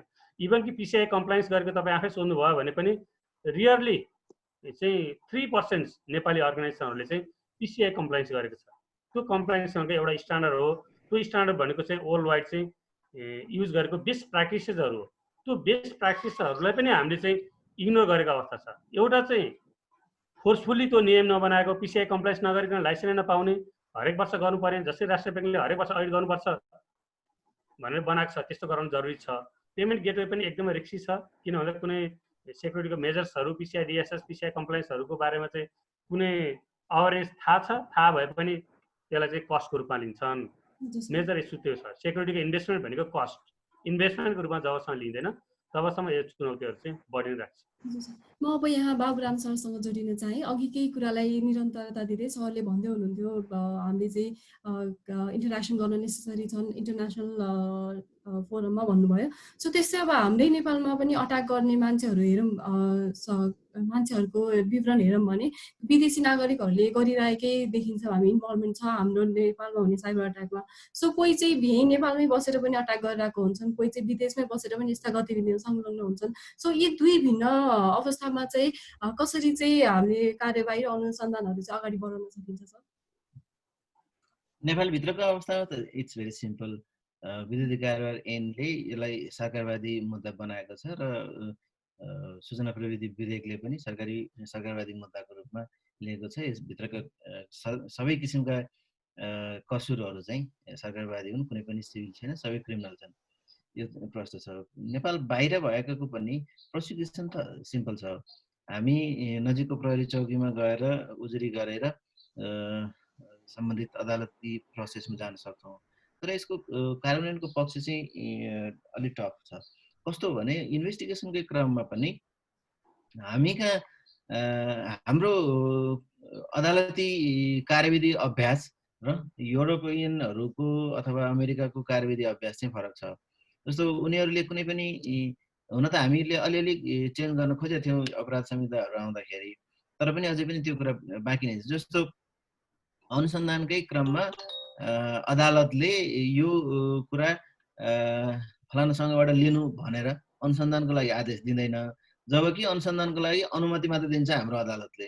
सरकारी वकिलले चाहिँ निर्देशन दिन्छ प्रहरीलाई, त्यसपछि उनीहरूले इन्भेस्टिगेसन गर्छ। तर अदालतले यो कुनै पर्टिकुलर एभिडेन्सको लागि चाहिँ यसरी लिएर आऊ भनेर अदालतमा मुद्दा नपुगेसम्म अदालतले आदेश दिँदैन। अदालतमा मुद्दा पुगिसकेपछि मात्रै अदालतले आदेश दिएर कुनै थप अनुसन्धान गर्नको लागि अगाडि बढाउन सक्छ। तर अमेरिका युरोपका कम्पनीहरूले चाहिँ के भन्ने गरेको हुन्छ भने अदालतको आदेश ल्याऊ अनि मात्रै हामीले डेटा दिन्छौँ अथवा इन्फर्मेसन दिन्छौँ भन्छ। यो एउटा हाम्रो लिगल सिस्टमको अलिकति ग्याप। अर्को कुरा चाहिँ अदालतको बाहेकको अवस्थामा इन्टरपोलले अलिअलि काम गर्छ। इन्टरपोलमा इन्फर्मेसन सेयरिङहरू हुन्छ र इन्टरपोलको इन्फर्मेसन सेयरिङको आधारमा एक आपसका केही प्रहरीको सूचनाहरू आदान प्रदान त हुन सक्छ, तर सब्सटेन्सियल रूपमा सम्बन्धित अर्को पक्षको अर्को पक्राउ गर्नुपर्दा त्यस्तो अवस्थामा चाहिँ दुई देशको आपसी सन्धि सम्झौता छ भन्ने अथवा त्यसलाई हामी अघि पनि मैले रिफर गरेँ म्युचुअल लिगल एसिस्टेन्स ट्रिटी भन्ने गरेको छ हैन। म्युचुअल दुईटा कन्ट्रीहरूले चाहिँ म्युचुअली लिगल एसिस्टेन्सको लागि अथवा कानुनी अन्तर एक्सचेन्जको लागि चाहिँ यदि कुनै ट्रिटी गरेको छ भने त्यो ट्रिटीको आधारमा त्यसको ट्रिटीको दायित्व अथवा अब्लिगेसनको आधारमा चाहिँ एक्सचेन्ज हुन्छ। दोस्रो फेज भयो। तेस्रो फेज चाहिँ केही अन्तर्राष्ट्रिय कानुनहरू हुन सक्छन्, अन्तर्राष्ट्रिय बहुपक्षीय सन्धिहरू हुन सक्छन्। अघि पनि मैले रिफर गरेको थिएँ थोरै। बहुपक्षीय सन्धिहरू छ भने र त्यो बहुपक्षीय सन्धिमा चाहिँ त्यो स्टेट पार्टीको कम्प्लायन्सको रूपमा यदि त्यो कुनै गतिविधि चाहिँ अपराध हो भन्ने सबै पक्षले मान्छ भने त्यस्तो अवस्थामा चाहिँ लिगल एसिस्टेन्स पोसिबल हुन्छ। त्यो हिसाबबाट हेर्ने हो भने हाम्रो लिगल एसिस्टेन्स ट्रिटी जो सरकारवाला देशहरूसँग नभएको, खास गरी भनौँ न अहिले हामीले हेर्ने हो भने ट्विटर, फेसबुक, युट्युब लगायतका जुन प्लाटफर्महरू छन् यी प्लाटफर्महरू अमेरिका बेस भएको र अमेरिकासँग हाम्रो कुनै त्यस्तो नभएको अथवा युरोपियन कन्ट्रीहरूसँग त्यस्तो ट्रिटी नभएको कारणले गर्दाखेरि उनीहरू चाहिँ हामी कन्टेन्ट सेयरिङमा लायबल छैनौँ भनेर उनीहरूले स्केप गरिरहेछन्। त्यस्तो अवस्थामा चाहिँ कूटनीतिक प्रोसेसलाई अगाडि बढाउनु मात्रै एकमात्र विकल्प हुन्छ। त्यस्तो अवस्थामा कहिलेकाहीँ कुनै केस टु केस लेभलमा चाहिँ कूटनीतिक स्तरमा यदि गयो भने त्यस्तो अवस्थामा चाहिँ सपोर्ट भएको अवस्था हुनसक्छ। तर त्यस्तो कुटनैतिक लेभलमा जाँदाखेरिको अवस्थामा घटनाहरू चाहिँ म यसलाई कन्क्लुड गरौँ, जस्तो अलि सिभियर किसिमको खास गरी नेसनल सेक्युरिटीसँग जोडिएको भन्दा पनि अझै माथि गएर जस्तो राष्ट्रपतिसँग जोडिएको, प्राइम मिनिस्टरसँग जोडिएको र अलिकति पोलिटिकल इन्फ्लुएन्स भनौँ न सामान्य टर्मिनोलोजीमा पोलिटिकल इन्फ्लुएन्स भएका कन्टेन्टहरूमा चाहिँ अलिकति डिप्लोमेटिक च्यानलले पनि थोरै सेन्सिटिभिटी दिने गरेको पाइन्छ। तर कमर्सियल अट्याकहरू भएको अवस्थामा चाहिँ होइन, यो चाहिँ यो सिभिल इस्युजहरूमा भनौँ न सिभिल इङ्गेजमेन्ट भएकोहरूमा चाहिँ त्यति ठुलो exchange of relation collaborative approach succeed गरेको अवस्था चाहिँ बहुत कम छ। सर बाबुराम सर, यसैमा यो अब अहिले त करेन्टली जिल्ला अदालतले हेरिरहेको छ मुद्दाहरू भन्ने कुरा भयो। यसै विद्युतीय कारोबार ऐन अन्तर्गत त न्यायाधिकरणको व्यवस्था पनि छ। यो न्यायाधिकरणको गठन चाहिँ कतिको आवश्यकता देख्नुहुन्छ यो कन्टेक्स्टमा हेर्दाखेरि चाहिँ? यस्तो छ, अब सुरुदेखि न्यायाधिकरण गठन हुनुपर्छ अथवा ल इन्फोर्समेन्टको प्रोसेस अगाडि हुनुपर्छ भन्ने मध्येको मान्छे म। जब ६३ सालमा यो विद्युतीय कारोबार ऐन आयो, त्यो विद्युतीय कारोबार ऐन आइसकेपछि केही समय चाहिँ न न्यायाधिकरण गठन भयो, न कुनै कोर्टलाई जुरिडिक्सन दिइयो। त्यो अवस्थामा होइन न्यायाधिकरण गठन गर्नु पर्यो, केसेसहरू आउन थालिसक्यो, मैले पनि केस लिएर जाने ठाउँ पाइएन भनेर भन्दै गर्दाखेरि त्यतिखेरको मन्त्रालयको मान्छेहरूको चाहिँ रेस्पोन्स के हुन्थ्यो भने होइन पहिला केस आओस् न, त्यसपछि न्यायाधिकरण गठन त गरिहालौँला नि। न्यायाधिकरण गठन गर्ने भनेको चाहिँ फेरि न्यायाधिकरणका सदस्यहरू हुन्छन्, त्यसपछि उनीहरूको चाहिँ इन्फ्रास्ट्रक्चर हुन्छ, त्यो सबै कुराहरू चाहिँ एउटा बर्डन हुन्छ भन्ने हिसाबबाट स्टेट रेस्पोन्स देखियो एउटा होइन। अर्को कुरा चाहिँ स्टेट मेकानिजममा बस्ने मान्छेहरूले चाहिँ त्यो न्यायाधिकरणमा बाहिरबाट मान्छेहरू आउँछन् भन्ने हिसाबबाट चाहिँ अलिकति पर्सनल इन्ट्रेस्ट पनि रिफ्लेक्ट भयो। तर विषयवस्तुको गम्भीरतालाई हेर्ने हो भने यसलाई हामीले दुई किसिमबाट चाहिँ हामीले केसेसहरूलाई लिन सकिन्छ। एउटा सिभिल केसेसहरू र अर्को क्रिमिनल केसलाई। यदि कुनै प्योरली क्रिमिनल केस छ भने त्यो ट्रेडिसनल कोर्टमा, जस्तो हाम्रो कन्स्टिट्युसनल प्रोभिजन पनि के हो भने 3 वर्षभन्दा बढी कैद सजाय हुने यदि कुनै त्यस्तो केस छ भने त्यस्तो कुरा चाहिँ ट्रेडिसनल कोर्टले नै हेर्नुपर्छ अथवा रेगुलर न्यायपालिकाले हेर्नुपर्छ भन्ने छ होइन। त्यस कारणले गर्दाखेरि क्रिमिनल केसेसहरू भयो भने त्यसलाई हाम्रो परम्परागत रेगुलर कोर्टले, त्यो बाहेक सिभिल म्याटर छ जसको बिजनेससँग रिलेटेड छ र इमिडिएटली त्यसलाई सेटलमेन्ट गर्नुपर्ने खालको प्रकृतिको हुन्छ यस्ता व्यावसायिक कुराहरू, त्यस्तो अवस्थामा चाहिँ ट्रिब्युनलमा जानु जरुरी हुन्छ। र नेपालको अबको विद्युतीय कारोबार ऐनको ट्रिब्युनलको कन्सेप्टलाई ६३ देखि अहिले ७७ सम्म आउँदाखेरि 14 वर्ष हामी ट्रिब्युनलमा गएनौँ। यो कहिल्यै पनि एक्जिक्युट नभएको र यसको वैकल्पिक अथवा ट्रान्जिसनल व्यवस्थाको रूपमा जिल्ला अदालतलाई दिएको जुरिस्डिक्सन, त्योमाथि पनि काठमाडौँ जिल्ला अदालतलाई मात्रै दिएको जुरिस्डिक्सन चाहिँ अहिलेसम्म कन्टिन्यू छ। 14 वर्ष हामी ट्रान्जिसनल फेजमा रह्यौँ। तर यो विद्युतीय कारोबार ऐनको व्यवस्थालाई प्रतिस्थापित गर्नेले जुन सूचना प्रविधि अदालत भनेको छ, सूचना प्रविधि अदालत चाहिँ 7वटा प्रदेशमा एउटा हुने भनेको छ। तर कन्सेप्ट भने के भने स्पेसलाइज्ड एजेन्सीको रूपमा अथवा स्पेसलाइज्ड कोर्टको रूपमा भनेको हो, न कि रेगुलर कोर्टकै एउटा अभिन्न अङ्गको रूपमा। र अर्को कुरा चाहिँ यसमा आजको छलफलको स्कोप रहन्छ कि रहन्न, तर यसलाई चाहिँ हाइब्रिड बनाइएको छ कि ट्रेडिसनल रूपमा हाम्रो न्याय सेवाका न्यायाधीश पनि हुने र बाहिरबाट चाहिँ मान्छे पनि अपोइन्ट गर्ने हुँदाखेरि चाहिँ न यो हाँसको चाल भयो न यो बकुलाको चाल भयो भने जस्तो यो कोर्ट चाहिँ अलिकति हाइब्रिड भएको कारणले गर्दाखेरि मलाई चाहिँ जुन उद्देश्य अथवा जुन एक्सपेक्टेसन ट्रिब्युनलबाट अथवा यस्तो खालको स्पेसलाइज्ड कोर्टबाट गरिएको हुन्छ त्यो चाहिँ सफल अलिक गाह्रो हुन्छ कि अथवा धेरै मेहनत गर्नुपर्छ भनौँ न। अब त्यसलाई नेगेटिभली किन जानु होइन, तर अब्जेक्टिभ अनुसार चाहिँ छैन। Thank you. हजुर, यहाँ हाम्रो पार्टिसिपेन्ट्सहरू पनि हुनुहुन्छ। यदि यहाँहरूलाई चाहिँ के क्वेसन छ हाम्रो गेस्टहरूसँग भन्दै हाम्रो च्याट बक्समा ड्रप गर्दै राख्नु होला, त्यसलाई हामी बिस्तारै पछि एड्रेस गर्दै जाँदैछौँ। यही विषयमा म चिरञ्जीवी सरसँग जोड्न चाहे। सर, क्रिटिकल डिजिटल इन्फ्रास्ट्रक्चरको कुरा गर्दै गर्दा बिजनेस सेक्टर पनि एउटा इम्पोर्टेन्ट पार्टको रूपमा रहन्छ। जस्तै हालसालै मात्र यो वायानेट अनि फुडमान्डु जस्तो जुन बिजनेस अनलाइन सर्भिसेसहरू छ उनीहरूको वेबसाइट ह्याक भएर चाहिँ जुन युजर्स कस्टमर्सहरूको निजी डेटा इन्फर्मेसन लिक भएको भन्ने सुन्नमा आयो। जस्तै यस्तो अनलाइन सर्भिसेसहरूमा त हाम्रो कति धेरै कन्फिडेन्सियल इन्फर्मेसन, अहिले त अब इ कमर्सको पनि जमाना आइसक्यो होइन, हाम्रो कति कन्फिडेन्सियल इन्फर्मेसन चाहिँ अनलाइन सर्भिसेसहरूमा रहेको हुन्छ। अब यो निजी इन्टरप्राइज वा यो बिजनेस एन्टिटिजहरूले चाहिँ पब्लिक इन्फर्मेसन सेक्युरिटीमा कस्तो मेकानिजम अप्नाउन आवश्यक छ त सर? धन्यवाद नम्रता बहिनी, एकदमै राम्रो समय सान्दर्भिक क्वेसन सोध्नुभयो।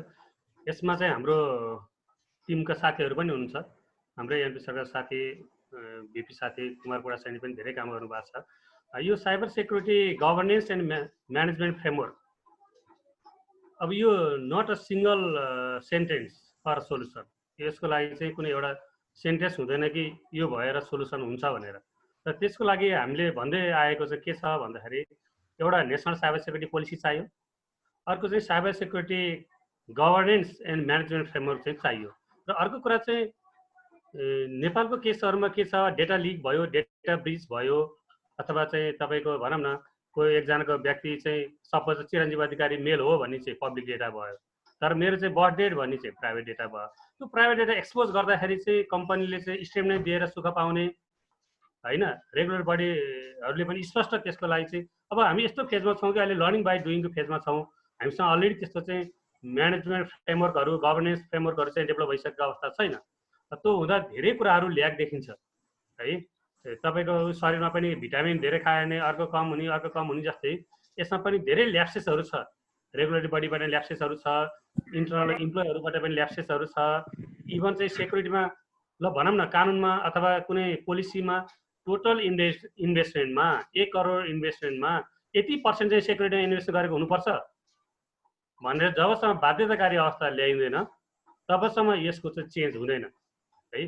त्यही भएर हामी भन्ने गर्छौँ एउटा नेसनल साइबर सेक्युरिटी पोलिसी चाहियो। सर, यो एन्टिटिजहरूले चाहिँ इन्डिभिजुअल रूपमा चाहिँ अब जस्तै मैले फुडमान्डु चलाइरहेको छु भने मेरो म एउटा कम्पनी भएको हिसाबले चाहिँ मैले कस्तो मेकानिजम फलो गर्ने, अब चाहिँ कुनै सर्भिसेस अब प्राइभेट कम्पनीजहरूको सर्भिस लिने कि यस्तो सिआरटीहरूको यस्तोमा चाहिँ के सुझाव छ हजुरको?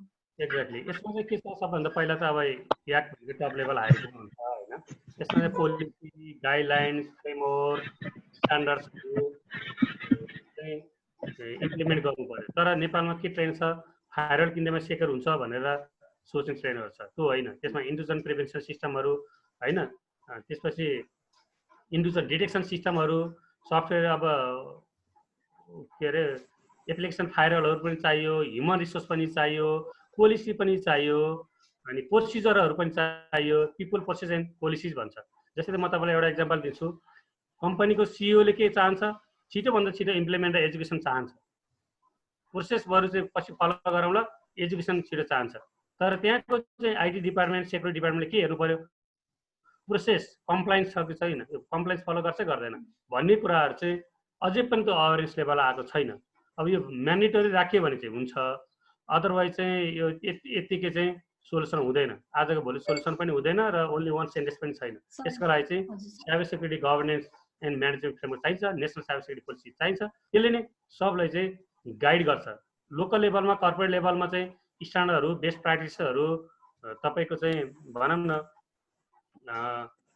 एप्लिकेसनहरू, ह्युमन रिसोर्सहरू डेभलप गर्ने, एचआरहरूलाई ट्रेन गर्ने कुराहरू छ है। यसमा थुप्रै कुराहरू आउँछ। सर, त्यसो भए यो जुन अब जस्तै सरले भन्नुभएको चाहिँ cyber security governance and management फ्रेमवर्कको कुरा चाहिँ कर्पोरेट लेभलमा पनि त्यो भयो, अब स्टेट लेभलमा पनि हाम्रो जुन पब्लिक इन्फर्मेसनहरू सेक्योर भएर राखिरहेको अवस्था हुन्छ। जस्तो हाम्रो भोटर कार्डदेखि लिएर ड्राइभिङ लाइसेन्स सबै अहिले डिजिटाइज हुने अवस्थामा छ नि त सर। सो यो अवस्थामा नि त्यसो भए स्टेट लेभलमा नि सिमिलर अप्रोच, त्यही अनुसारको पोलिसीहरू चाहियो, अनि कर्पोरेट लेभलमा नि सिमिलर नै चाहियो, त्यसमा केही डिफरेन्स चाहिँ हुँदैन होइन सर? अब केही न केही त चेन्ज हुनुपर्छ होइन। टेक्नोलोजीमा एउटा चर्चित चाहिँ शब्दहरू छ कम्प्याटिबल है। हामी देशमा हाम्रो नेपालको चाहिँ cyber security framework, governance framework, national cyber security policy बनाउँदाखेरि भनौँ न युरोपियन कन्ट्रीहरूबाट बाहिरबाट आइआइटी जसरी सामानहरू ल्याइन्छ इम्पोर्ट, त्यसरी त्यो लिनु सिक्नु त आफ्नो ठाउँमा छ, तर जबसम्म कस्टमाइज गरिँदैन, जस्तै भनौँ न साइबर सेक्युरिटीको पोलिसी हुम्लामाको एउटा सामान्य सहकारीमा जुन इम्प्लिमेन्ट हुन्छ त्यो चाहिँ काठमाडौँको एउटा स्ट्यान्डर्ड चार्टर्ड ब्याङ्कको हेड अफिसमा त्यो चाहिँ कम्पेटिबल नहुन सक्छ, म्याच नहुन सक्छ। त्यसको लागि चाहिँ सबभन्दा पहिला चाहिँ कम्पेटिबल हुनु जरुरी छ, कस्टमाइज गर्नु जरुरी छ।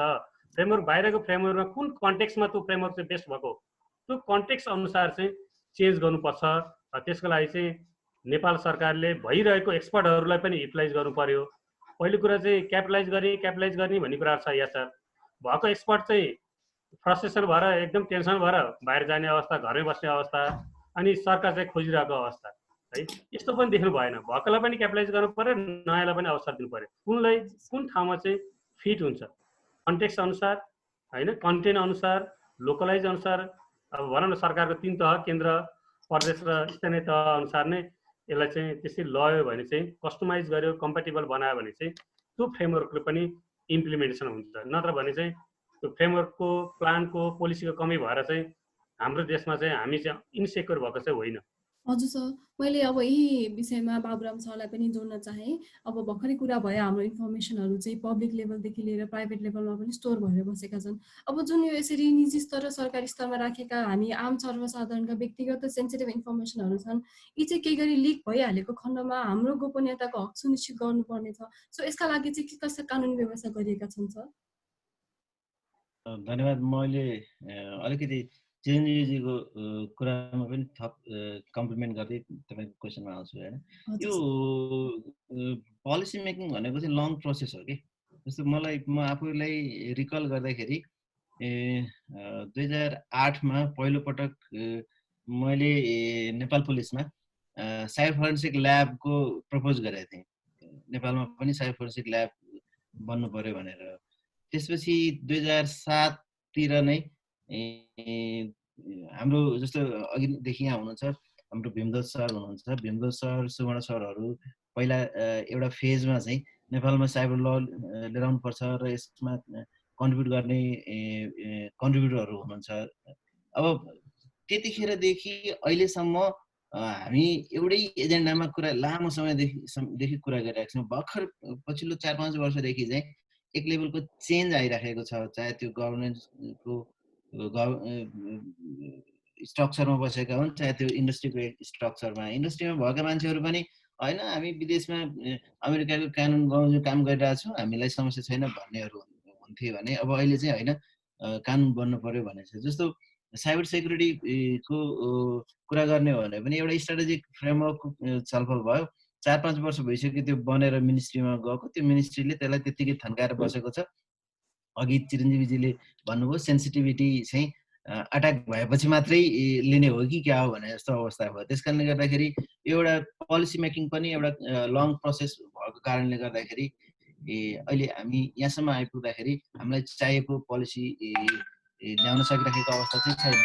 अब अर्को चाहिँ के अवस्था छ भने हामी यो बिचमा थपिएको लेजिस्लेसन भनेको विद्युतीय कार्यान्वयन बाहेक यो वैयक्तिक गोपनीयता सम्बन्धी ऐन नै हो। यो वैयक्तिक गोपनीयता सम्बन्धी ऐन र यो उसको के अरे हामीसँग यो अपराध संहिता, मुलुकी अपराध संहितामा चाहिँ केही थप कुराहरू गरिएको छ। वैयक्तिक गोपनीयताको विषयमा पनि त्यहाँ आयो। त्यसपछि त्यसलाई यो जेनेरिक ल हो भन्ने हिसाबबाट पछि व्यक्तिगत हकसँग सम्बन्धित आयो। हामी केही हकसम्म सुरक्षित छौँ। वैयक्तिक सूचनाको हिसाबबाट हेर्ने हो भने हामी संविधानले नै हाम्रो वैयक्तिक गोपनीयतासँग सम्बन्धित प्रत्याभूति भएको कारणले गर्दाखेरि अथवा गोपनीयताको हकको प्रत्याभूति भएको कारणले गर्दाखेरि सुरक्षित छौँ। तर वैयक्तिक गोपनीयताको हकलाई कसले इन्स्योर गर्ने भन्ने कुरामा चाहिँ हामी अलिक क्लियर छैनौँ। जस्तो हामीले रिमेडी लिनु पर्यो भने कोबाट लिने हो अथवा कसले चाहिँ मोनिटरिङ गर्ने हो, तपाईँ हाम्रो वैयक्तिक गोपनीयता सुरक्षित भएको छ कि छैन भनेर, जस्तै सूचनाको हक सम्बन्धी कानुन भएको नभएको भनेर चाहिँ सूचनाको हकलाई सूचना आयोग छ, हाम्रो बार काउन्सिल छ, मेडिकल काउन्सिल छ, यस्तै भनेर जस्तै यो वैयक्तिक सूचनासँग सम्बन्धित विषयवस्तुमा यसको एउटा गभर्नेन्सको हिसाबबाट चाहिँ यसको रेगुलेटरको हिसाबबाट अथवा यसको चाहिँ राइटलाई इन्स्योर गर्ने एजेन्सीको रूपमा चाहिँ हामीसँग छैन।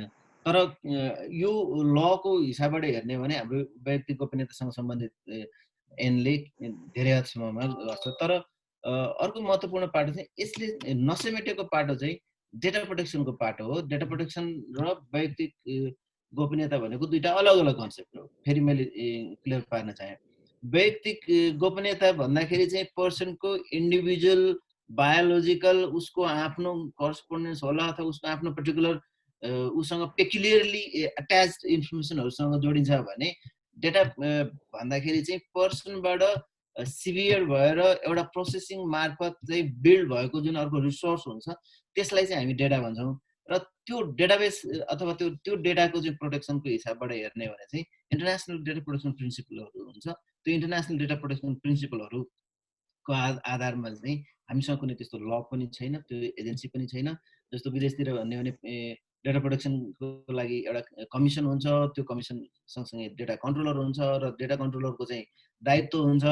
र यस्ता खालका अघि हामीले रिफर गरेको जस्तो ब्रिचहरूको अवस्थामा चाहिँ डेटा कन्ट्रोलर अथवा डेटालाई कन्ट्रोल गर्ने पक्षको चाहिँ दायित्व कस्तो हुन्छ भनेर डिफाइन गरिएको हुन्छ। त्यो हदसम्ममा हेर्ने भने चाहिँ हामीसँग डेटा प्रोटेक्सनको स्ट्यान्डर्ड ल चाहिँ नभएको कारणले गर्दाखेरि हामीले यस्ता खालका साइबर इन्सिडेन्टहरूमा अट्याकहरूमा चाहिँ हामीले रेमेडी पाउन सकिराखेको छैनौँ।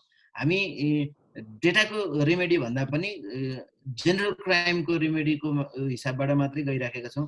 चाहे त्यो भायोनेटको केसमा होस्, चाहे त्यो अस्ति नै अघि तपाईँले रिफर गर्नुभएको चाइनिजहरूको अट्याक भएको फाइनेन्सियल इन्स्टिट्युसनहरूको केसमा होस्, त्यसमा हामी डेटा होइन ब्याङ्किङ ल आकर्षित गरिराखेका छौँ, डेटा होइन अरू किसिमको चाहिँ ल आकर्षित गरिरहेका छौँ। त्यस कारणले गर्दाखेरि हामी कहाँ दुईवटा मैले समराइज गरेँ, दुईवटा कन्सेप्टमा, एउटा इन्डिभिजुअल प्राइभेसी, अर्को डेटा प्रोटेक्सन। डेटा प्रोटेक्सनसँग जोडिएको कुरामा चाहिँ हामीसँग धेरै हदसम्म ल छैन। केही कुराहरू चाहिँ इन्डिभिजुअल प्राइभेसी एक्ट र विद्युत कारोबार ऐनलाई नै ड्राग गर्ने हो, त्यो बाहेक चाहिँ स्ट्यान्डर्ड ल चाहिँ छैन।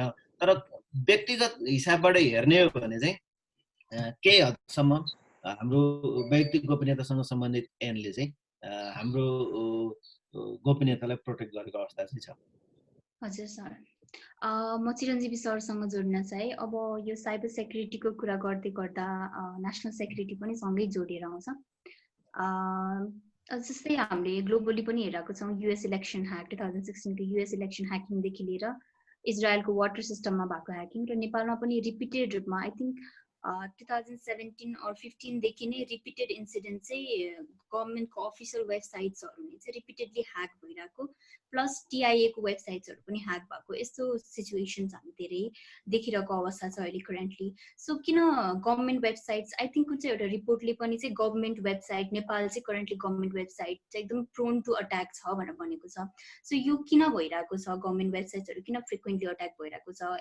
म्यान पावरको कमी हो कि के हो भन्ने एउटा त्यो प्रश्न। त्यसै गरी यसैसँग जोडेर सर इथिकल ह्याकर्सको कन्सेप्ट पनि मैले यसमै जोड्न चाहेँ। जस्तै यो एनआइसिएसिया इन्सिडेन्ट पछि बल्ल नेपालमा एउटा इथिकल ह्याकर्सलाई अलि ध्यान दिएर उनीहरूको हायरिङ र म्यानेजमेन्टमा ध्यान दिन थालियो। अब अहिले करेन्टली चाहिँ वर्तमान परिप्रेक्ष्यमा नेपालमा इथिकल ह्याकर्सको हायरिङ र म्यानेजमेन्ट कसरी भइरहेको छ? अनि त्यसपछि ई गभर्नेन्सको सेक्टरमा वा नेसनल सेक्युरिटी सेक्टरमा चाहिँ गभर्मेन्टले हायर गरिरहेको अवस्था छ कि छैन इथिकल ह्याकर्सलाई? यसमा थोरै प्रश्न पारिदिनु न नेसनल सेक्युरिटीसँग जोडेर। ओके, धन्यवाद। Nice questions. अब के छ भन्दा साइबर सेक्युरिटीमा सबभन्दा पहिला कुरा चाहिँ इन्भेस्टमेन्ट जरुरी छ। बिना इन्भेस्टमेन्ट कसरी हुन्छ, होइन? इन्भेस्टमेन्ट गर्नु जरुरी छ। अहिले पनि तपाईँको बजेट हेर्नुहोस्, बजेटमा कति चाहिँ साइबर सेक्युरिटी इन्भेस्टमेन्ट छ।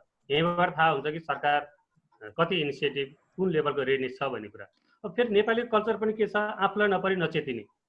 मेरो देशलाई भएर केही पनि फरक पर्दैन, तर मलाई हुनु भएन, मैले त्यस्तो देख्छु। किन भन्दाखेरि इन्डिभिजुअल पर्सनलाई अट्याक हुँदा त्यसले जति माइलेज हुन्छ सरकारमा बसेका उच्च तहका मान्छेहरूलाई, त्यति चाहिँ तपाईँ कुनै मन्त्रालयको कुनै देशको चाहिँ साइबर सेक्युरिटीको चाहिँ डेटा ब्रिच हुँदाखेरि हुन्छ जस्तो मलाई लागेन। मैले यो चाहिँ अब तितो सत्य हो, एज अ नेपाली मैले भन्नै पर्छ। र साइबर सेक्युरिटीमा इन्भेस्टमेन्ट गर्नु जरुरी छ। र के पनि छ भन्दाखेरि अब यसको चाहिँ रोकथाम के छ त, व्हाट इज द सोल्युसन? अब सोल्युसन भनेको कुराहरू चाहिँ first line of defence is educate and awareness. सबैभन्दा फर्स्टमा जानु पर्ने नै यही कुरा हो। जबसम्म हामी एजुकेट हुँदैनौँ, जबसम्म हामी अवेरनेस हुँदैनौँ, तबसम्म हामी डिफेन्स गर्न सक्दैनौँ। त्यही भएर हामी भन्ने गर्छौँ the first line of defence is educate and awareness. त्यसरी नै हामीले अब 4 P'हरू, जस्तै त्यहाँ गभर्मेन्टको पिपुलहरू पनि सेक्युर हुनु पर्यो। 4 P भन्छ, people, product, process and partners है। यो चारवटा कुराहरू छ। पिपल पनि सेक्योर हुनु पर्यो, पिपलले गर्ने एक्टिभिटिजहरू पनि सेक्योर हुनु पर्यो। पिपलहरूले भनिरहेको हुन्छ होइन, अब जस्तै भनौँ न फर एक्जाम्पल सामान्य यो अहिले तपाईँको यो ब्रिज कोर्सहरू लिने भाइ बहिनीहरू घरमा जान्छन् फिलिङ अलोन होइन। इट मिन्स कि म मेरो घरमा एक्लै छु, तिमी आऊ अट्याक गर प्लिज कम भनेर वेलकम गरे जस्तो लाग्छ मलाई। इन्डाइरेक्टली त्यो हो नि त होइन। त्यो गर्दा चाहिँ बाबामम्मीले ओहो चाहिँ be patience I will be there within 2 hours भनेर त्यस्ता कमेन्ट्सहरू पनि देखिन्छ होइन। अब त्यो उनीहरूले गर्ने डिभाइसहरू कतिको सेक्योर छ, पिपलहरूको चाहिँ थट्सहरू कस्तो छ, कतिको इग्नोरेन्स गर्छन्, अनि त्यसको प्रोडक्ट कति सेक्योर छ। जस्तै तपाईँले हेर्नुभयो भने 2015 मा एउटा हेर्नुभयो भने डिजिकम भन्ने चाहिँ राउटरमा चाहिँ मालवेयर इन्जेक्टेड भएको भनेर आयो होइन। मालवेयर भनेको अ काइन्ड अफ भाइरस, त्यसले चाहिँ त्यो इन्फर्मेसनहरू कलेक्ट गरेर चाहिँ ब्याकडोरबाट चाहिँ सेन्डिङ गरे हुन्छ थर्ड पार्टीलाई होइन। अब प्रोडक्टहरू पनि सेक्योर हुनु पर्यो। पार्टनर्स जस्तै government agency or non government agency or corporate हाउसहरूमा अहिले सबैभन्दा च्यालेन्ज भनेको भेन्डर म्यानेजमेन्ट है। के प्रब्लम पऱ्यो भने आइटी डिपार्टमेन्टले हरेक भेन्डरलाई तपाईँको फायरवल बिग्रियो प्रब्लम आयो फायरवलको भेन्डर, सफ्टवेयर बिग्रियो सफ्टवेयरको भेन्डर, अब कुनै चाहिँ भनौँ न पोलिसीहरूमा अथवा कहीँ इस्युजहरू आयो अर्को मान्छे भनेपछि यसरी भेन्डर डिपेन्डेन्सीहरू बढ्दै जाँदाखेरि चाहिँ त्यसको सेक्योरनेस त्यसको सेक्युरिटीमा पनि ठुलो इस्युजहरू आएको छ। गभर्मेन्ट इस्युजहरूमा चाहिँ जुन मैले भन्ने गरेँ people product process and partners, process पनि फलो गरेको हुनु पर्यो, कम्प्लायन्स हुनु पर्यो। प्रोसेसै रङ छ भने अब हामी कसरी सेक्योर गर्न सक्छौँ। अब हाम्रो पार्टनरहरू पनि सेक्योर हुनु पर्यो। जस्तै पार्टनरहरूलाई राउटरको अथवा चाहिँ तपाईँको कुनै एप्लिकेसनहरूको पासवर्डहरू थाहा भएको हुनसक्छ, नन डिस्क्लोजर एग्रिमेन्टहरू गर्नु पर्यो। त्यति गर्दा गर्दा पनि the major issue the challenge issue के छ भन्दाखेरि इथिकल इस्यु छ।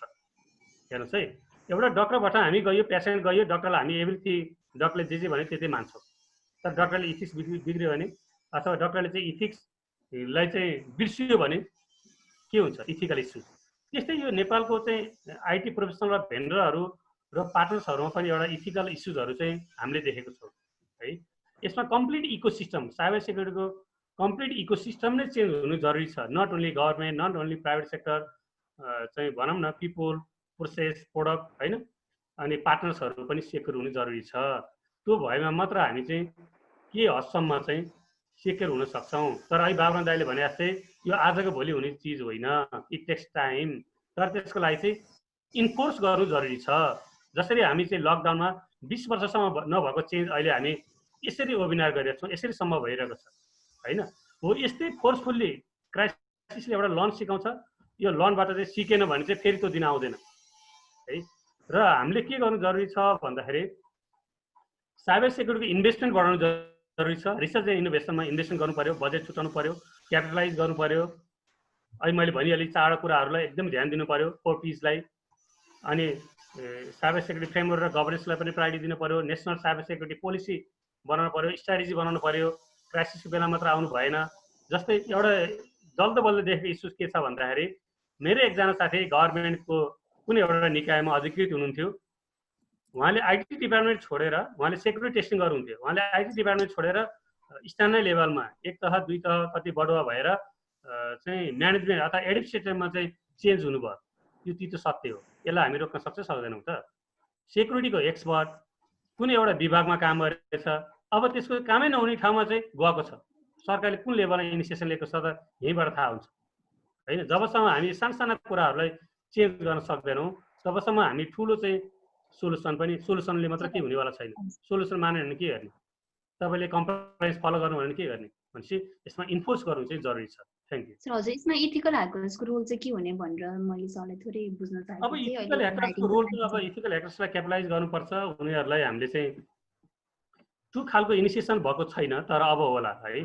इथिकल ह्याकर्सहरू चाहिँ कुन अब साइबर सेक्युरिटीमा डिफ्रेन्ट डोमेनहरू छ, फरेन्सिक छ, इन्सिडेन्ट ह्यान्डलिङ छ, पेन टेस्टिङ छ, सफ्टवेयर टेस्टिङहरू छ, थुप्रै चाहिँ यसको चाहिँ सब डोमेनहरू छ।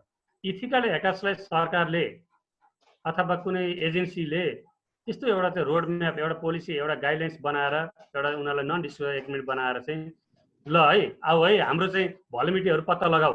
जसरी हामी चाहिँ म कुनै हस्पिटल गएर मलाई कुनै रोग लागेको छ कि छैन भनेर पैसा तिरेर चाहिँ चेकअप गर्छु, त्यसरी नै हाम्रो भल्युमिटी फाइन्डिङ गर है, तिमीलाई हामी रिवार्ड गर्छौँ। हजुर हामीसँग भएको सफ्टवेयरको बग्सहरू चाहिँ फाइन्डिङ गर, बग बाउन्ड्री भन्छ, हामी रिवार्ड गर्छौँ। अन्तर्राष्ट्रिय कम्पनीले हेर्नुहोस् त, तपाईँ न्युज हेर्नुहोस् त, फेसबुकले अवार्ड गरिरहेको छ, गुगलले अवार्ड गरेको छ, रिवार्ड दिइरहेको छ, पेमेन्टहरू गरिरहेको छ। नेपालमा सुन्नु भएको छ? मैले त आजको दिनसम्म सुनेको छैन है। हजुर सर सुन्न चाहिँ एकदमै भोको छु। त्यस्तो हजुर चिजहरू हुनु पर्यो। अनि बल्ल यतिका ह्याकर्सहरू पनि आउँछ। अहिले त के सोध्छ, ओहो यार यिनीहरूले चाहिँ ह्याकर भन्ने बोलायो, भरे कुनै दिन मलाई थुनिदिन्छ कि, अथवा यिनीहरूले मलाई थर्का तैँले काम गरेन गर, होइन भने चाहिँ तँलाई चाहिँ पनिसमेन्ट गर्छु, अथवा त्यो खालको चाहिँ जुन माइन्ड सेट छ त्यसलाई पनि चेन्ज गर्नुपर्ने आवश्यकता छ। त्यसको लागि चाहिँ सम्बन्धित निकायहरू, गभर्मेन्ट एजेन्सी लगायत सबै इन्स्टिट्युसनमा एउटा पोलिसी बनाएर एक्सपर्ट टिमहरूले चाहिँ कसरी ल्याउने भनेर एउटा चाहिँ गाइडलाइन बनाएर ल्याउनुपर्छ। ल्याउने भनेर फेरि तुरुन्त ल आऊ मेरो वेबसाइट चाहिँ ल पासवर्ड लिग मेरो भल्युमिटी फाइन्डिङ गर भन्ने पनि होइन है। Thank you. हजुर सर बाबुराम सर यो इथिकल ह्याकर सम्बन्धमा म हजुरसँग थोरै जोडिन चाहे। जस्तै हामीले सर्टिफाइड ह्याकर्सको रूपमा पनि बुझ्ने गर्छौँ इथिकल ह्याकर्स भनिसकेपछि। यसमा चाहिँ नेपालमा इथिकल ह्याकर्स सम्बन्धी कुनै व्यवस्था वा उनीहरूको लेजिटिमाइजेसन सम्बन्धी केही व्यवस्था छ कि छैन, अनि यस्तो कस्तो व्यवस्था ल्याउन आवश्यक छ त? यो अघिदेखि एक दुईवटा टर्मिनोलोजीमा हामी कुरा गरिरहेका थियौँ नि, यो ह्याकरको हिसाबमा पनि यो ह्याकर भन्ने बित्तिकै अनलफुल होइन कि। ह्याक भनेको चाहिँ एक्सेस हो। सामान्य भाषामा बुझ्ने हो भने ह्याक भनेको चाहिँ यो सोल्युसन हो कि। त्यसले गर्दाखेरि एक्सेस लिने, कम्प्युटर रिसोर्समा अथवा नेटवर्कमा एक्सेस लिने काम ह्याकिङ हो। र यदि यो चाहिँ अनलफुल भयो भने, यो निषेध गरिएको कुरा हो भने अनलफुल भयो, निषेध गरिएको छैन भने र यदि यसले चाहिँ ब्याड इन्टेन्सन बोकेको छैन भने त्यो इथिकल भयो। त्यस कारणले गर्दाखेरि लफुल ह्याकिङ पनि हुन्छ।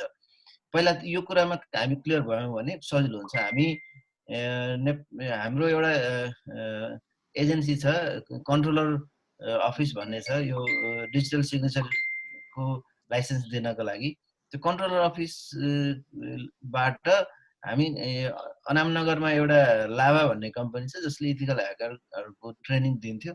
अनि त्यहाँ गएर चाहिँ तिमीहरूले यो इथिकल ह्याकिङको ट्रेनिङ बन्द गर भनेर चाहिँ त्यो एजेन्सी गएको थियो, चिठी पठाएको थियो।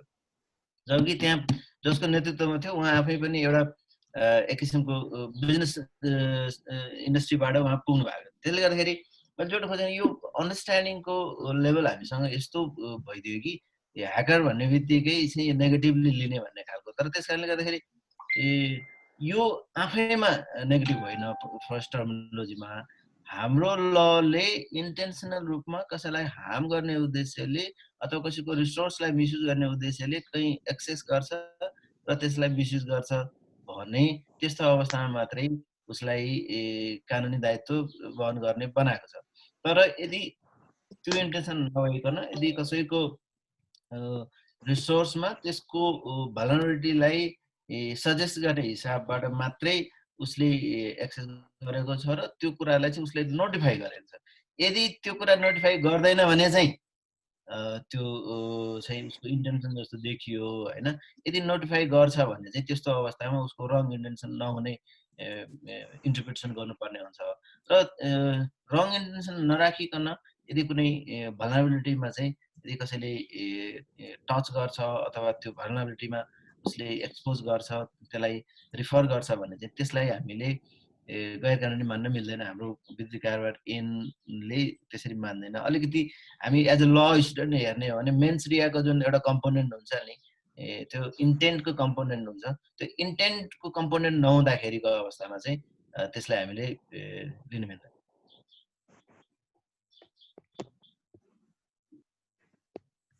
हामीसँग अडियन्समा यति धेरै आइटी सम्बन्धी एजुकेसन र त्यस सम्बन्धी रोजगारी चाहिँ नेपालमै दिनलाई के गर्न सकिन्छ, आइटी एजुकेसन प्रणाली चाहिँ अझै बढाउनलाई, अझ सुदृढ गर्नलाई चाहिँ के गर्न सकिन्छ भनेर त्यहाँ 2-3जनाले क्वेसन पनि राख्नु भएको छ।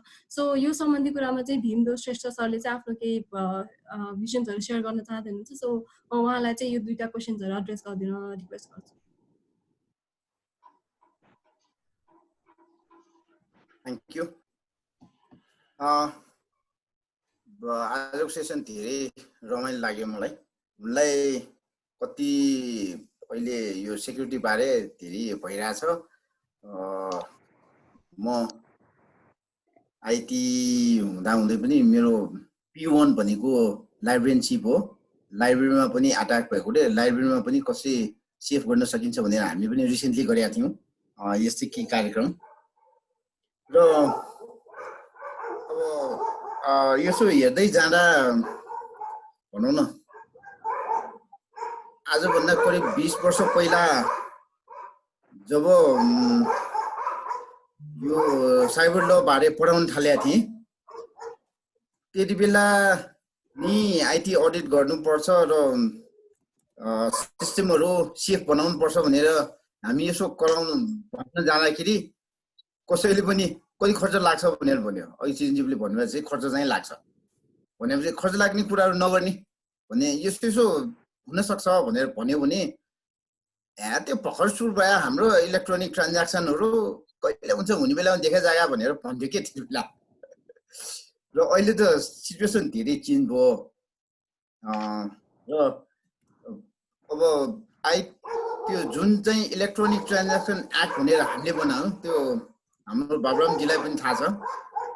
यो युएनको युनिसिजलको बेस लिएर बनाएको हो। करिब हाम्रो पनि उस्तै टाइपको र इन्डियाको सुरुको पनि उस्तै टाइपको हो। तर उनीहरूले त्यसलाई आइटी एक्ट भन्यो, हामीले इलेक्ट्रोनिक ट्रान्ज्याक्सन एक्ट भन्यो।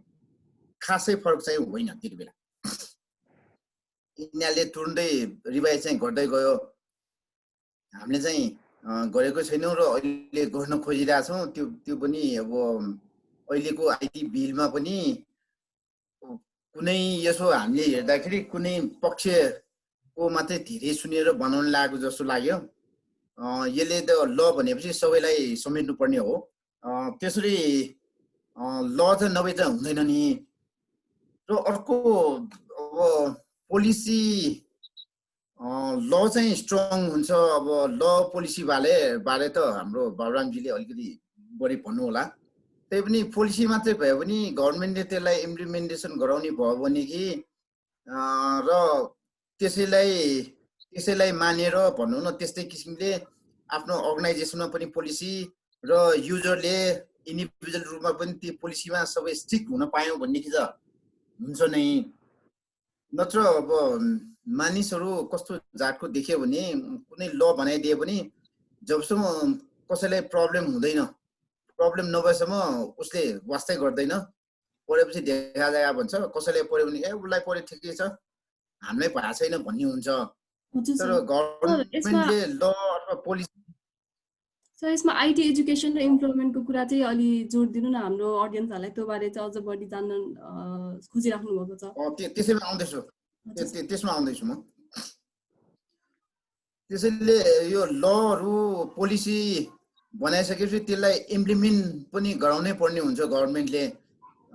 भनौँ न अब इलेक्ट्रोनिक ट्रान्ज्याक्सन एक्ट आएर पनि कतिसम्म अब त्यसमा गरे पनि हुन्छ भन्ने किसिमले लेखेको थियो र धेरैले त्यो हेरेपछि नगरे पनि हुन्छ भन्ने किसिमले सोचेर अब सुरुमा त इमेल नै त्यो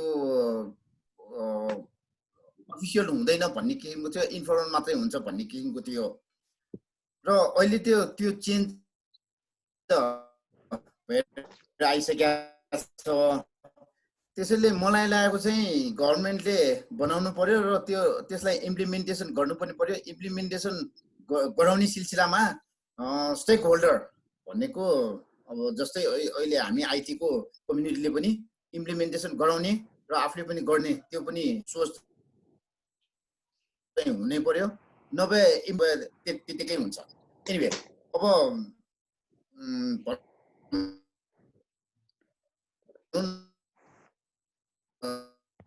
नेपालमा त्यति आइटी कलेजहरूमा कम्प्युटर सेक्युरिटी, इन्फर्मेसन सेक्युरिटी अथवा कुनै सेक्युरिटीको नामले कोर्स त छ नभए होइन। तर त्यसलाई अलिकति बढाएर र स्पेसलाइजेसनमा त्यसमा जोड दिनुपर्ने देखियो। अहिले 2-3टा बाहिरको कलेजहरूलाई चाहिँ ब्याचलर्स कि मास्टर कि भनेर साइबर सेक्युरिटी भनेर खोलिदिइरहेको छ। तर त्यो बाहिरको डिग्री मात्रै भयो। नेपालले चाहिँ त्यस्तो डिग्री अफर गरेको मलाई अहिलेसम्म थाहा छैन। नेपालले पनि अफर गर्नु पर्यो। जबकि नेपालमा आइटी सम्बन्धी डिग्री मोर देन 20 छ अहिले। विभिन्न किसिमको 20 भन्दा बढी छनाछरी पनि त्यस्तो छुट्टै भएको पाइएको छैन र त्यसमा पनि लाग्नु पर्यो र अनि भनौँ न अघि सुरुमा पनि एउटा क्वेसन राइज भएको थियो यहाँको ग्रेजुएटहरूलाई यहीँ राख्ने किसिमको शिक्षा दिनु पर्यो भनेर। त्यो होइन कि शिक्षा त हामीले सबैबाट इन्टरनेसनल स्ट्यान्डर्डको दिने हो, तर हामीले वातावरण यस्तो बनाउनु पर्यो कि इन्भाइरोमेन्ट, ताकि त्यो जो हाम्रो आइटी ग्रेजुएटहरू बाहिर नगइकन यहीँ एट्र्याक्ट भएर यहीँ काम गरोस्। हजुर सर, थ्याङ्क यू। हजुर धन्यवाद सर। म अझ अगाडि बढ्न चाहे सेसनमा है। सो चिरञ्जीवी सर, अब छलफलकै क्रममा अब हामी अहिले कुरा चाहिँ लकडाउनको परिस्थितिको पनि गर्न नेसेसरी छ। सो लकडाउनले गर्दा चाहिँ अब हामी मेजोरिटी अफ पपुलेसन हामी घरबाटै काम गर्दैछौँ र यो सँगसँगै हामी नयाँ नयाँ वेबसाइट्स एप्लिकेसन्सहरू जुन बढ्दो रूपमा प्रयोग गर्दैछौँ, यसले चाहिँ हाम्रो साइबर डिपेन्डेन्सीलाई कहीँ न कहीँ एकदमै इन्क्रिज गराएको छ। सो हाम्रो यो जुन बढ्दो डिपेन्डेन्सी र घरबाटै काम गर्ने जुन हाम्रो ह्याबिट बसेछ, यसले चाहिँ यो साइबर अट्याकको जोखिम चाहिँ कतिको बढेको छ, अनि यसको रोकथाम र उपयुक्त सुरक्षाका लागि चाहिँ जुन सरकारी निकाय अथवा माथिको निकाय छ र हामी आफ्नै पर्सनल लेभलबाट पनि के गर्न सक्छ, यसको बारे पनि थोरै भनिदिनुहोस्।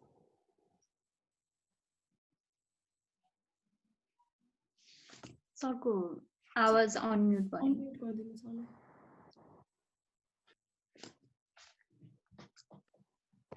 Okay, thank you. Work from होमको अब धेरै अपर्च्युनिटीहरू पनि छ, अपर्च्युनिटी सँगसँगै त्यसको च्यालेन्जहरू पनि छ।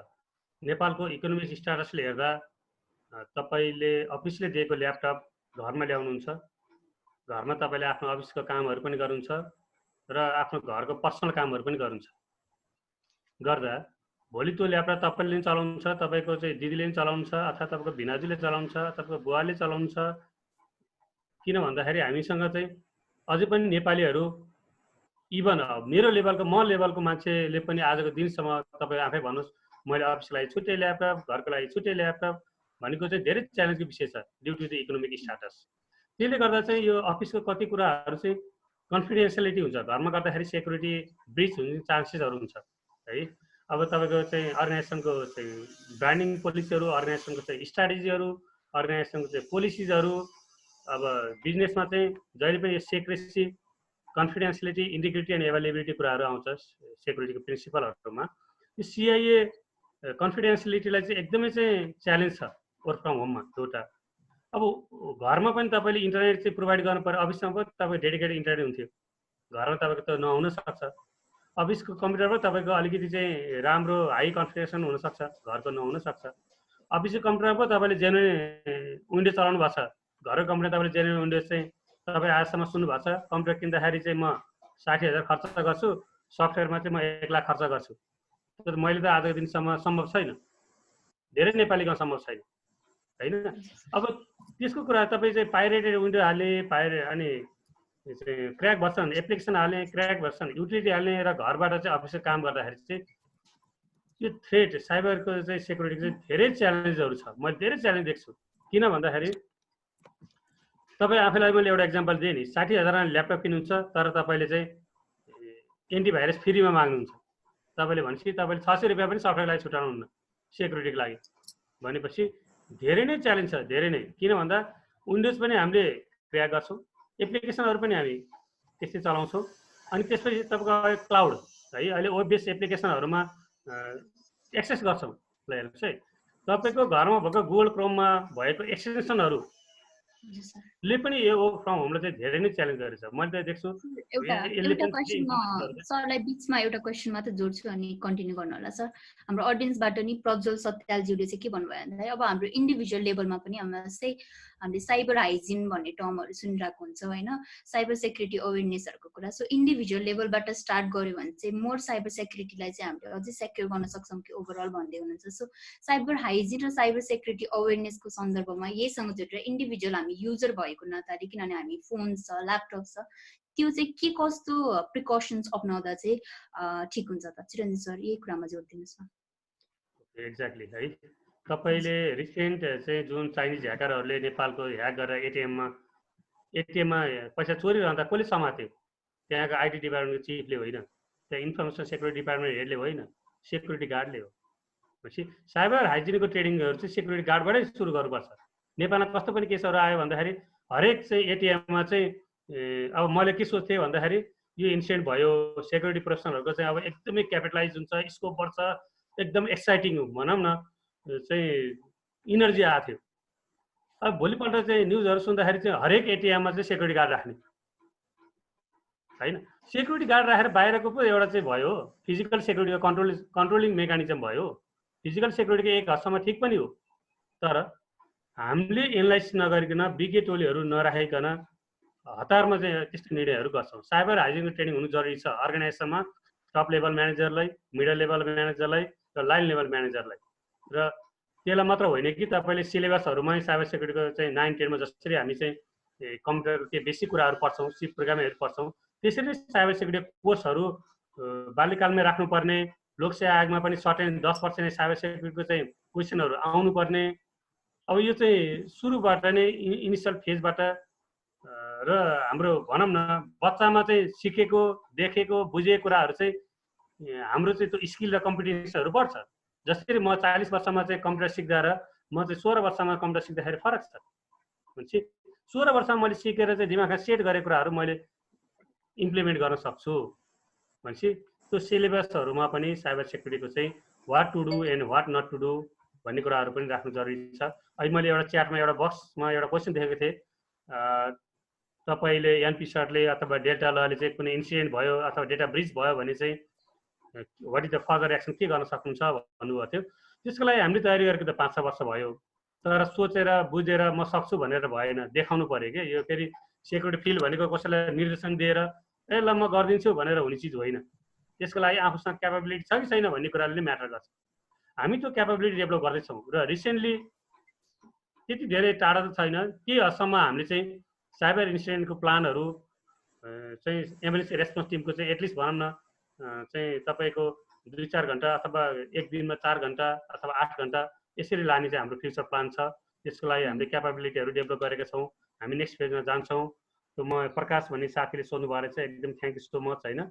अनि अर्को कुरा के पनि छ भन्दा ट्रस्टको कुराहरू आउँछ। अब यहाँ ट्रस्ट भनेको चाहिँ आफूलाई बाहेक अरू कसैलाई ट्रस्ट नगर्ने सेक्युरिटी भन्ने ट्रेन्ड त छ, तर इनसाइड ल यसैमा म कुराहरू आउँछु। जस्तै कतिपय अर्गनाइजेसनहरूले ह्याक भएको पनि नथाहा पाउने कुराहरू छ कि प्यासिभ अट्याक र एक्टिभ अट्याक भन्ने कुराहरू आउँछ। प्यासिभ अट्याक भनेको तपाईँको इन्फर्मेसनहरू स्टिलिङ गरिरहेको हुन्छ, तपाईँलाई तत्काल केही हार्म गर्दैन, तर लङ टर्ममा के गर्छ त्यो एक्टिभ अट्याकमा चाहिँ परिणत हुन्छ। त्यही भएर intrusion prevention system, intrusion detection सिस्टमहरू राख्नु पर्यो। यसको चाहिँ single line single sentence solution हुँदैन। साइबर हाइजिनको ट्रेनिङहरू चाहिँ कर्मचारीहरूलाई चाहिँ तपाईँ जसरी खाता खोल्दाखेरि चाहिँ नाइट त नभई हुन्न भने जस्तै 3टा क्वेसन नमिलाई हुन्न सेक्युरिटीको, अथवा यो कुराहरू तपाईँले कम्प्लाई नगरिकन तपाईँ खाता खोल्दैन। यस्ता कुराहरू इन्फोर्सली ल्यायो भने चाहिँ के हदसम्म चाहिँ सोल्युसन हुन्छ जस्तो लाग्छ। हामी यो टिममा साइबर सेक्युरिटी इन्सिडेन्ट प्लानको लागि चाहिँ मेरो अग्रज साथीहरू हुनुहुन्छ डाक्टर परम पराजुली अनि डाक्टर हाम्रो कुमार पडासानी सर, प्रोफेसर डाक्टर सुवर्ण साके सरहरूसँग हामी क्लोजली काम गरिरहेछौँ र यो फ्युचरमा भनौँ न चाहिँ हामी अलिक देखिने गरेर चाहिँ आउने प्लान चाहिँ गरेका छौँ इन्सिडेन्ट ह्यान्डलिङको केसमा चाहिँ है। सर हजुर यो रोशनी महराजीले एउटा क्वेसन राख्नु भएको रहेछ, what can be the framework for conducting IT audit and IS audit of organisation specifically bank and financial institution in cases of Nepal assessing the impact of कोभिड-19 भनेर।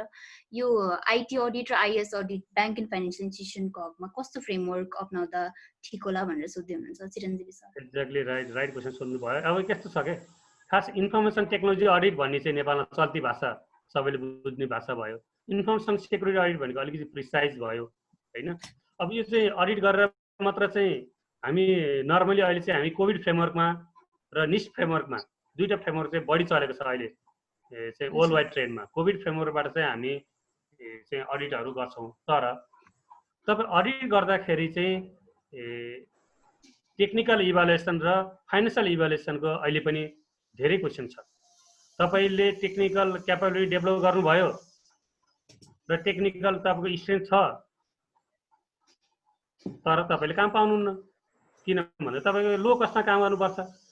जबसम्म यो लो कस्ट चाहिँ हामीले यो थट त्यो माइन्डसेटबाट थोरै पैसामा धेरै काम गर्ने हो, तर सम्भव छैन। त्यो लेभलको क्वालिटी आउन सक्दैन, त्यो लेभल कम्प्रोमाइज गरिरहेको छ क्या हामी। आइटी अडिटको नाममा पनि हामी कम्प्रोमाइज गरिरहेको छौँ ड्यु टु दि कस्ट। हामी जहिले पनि कस्ट भन्छौँ, इन्भेस्टमेन्ट हो। हजुर सर। बाबुराम सरलाई म एउटा यो सृष्टिका वज्राचार्यज्यूले यो कपिराइट इस्यु पनि साइबर सेक्युरिटीको एउटा मेजर इस्युको रूपमा रहेको छ भनेर भन्दै हुनुहुन्छ। So what remedy measures can be taken to tackle this issue भनेर भन्नुहुन्छ। सर यो कपिराइटसँग जोडेर चाहिँ साइबर सेक्युरिटी इस्युलाई हामी कसरी हेर्न सक्छौँ? उहाँको क्वेसनलाई एड्रेस या त्योभन्दा अगाडि पनि प्रकाशजीले डेल्टा ललाई रिफर गर्नुभएको छ एनपिसड जस्तै गरी।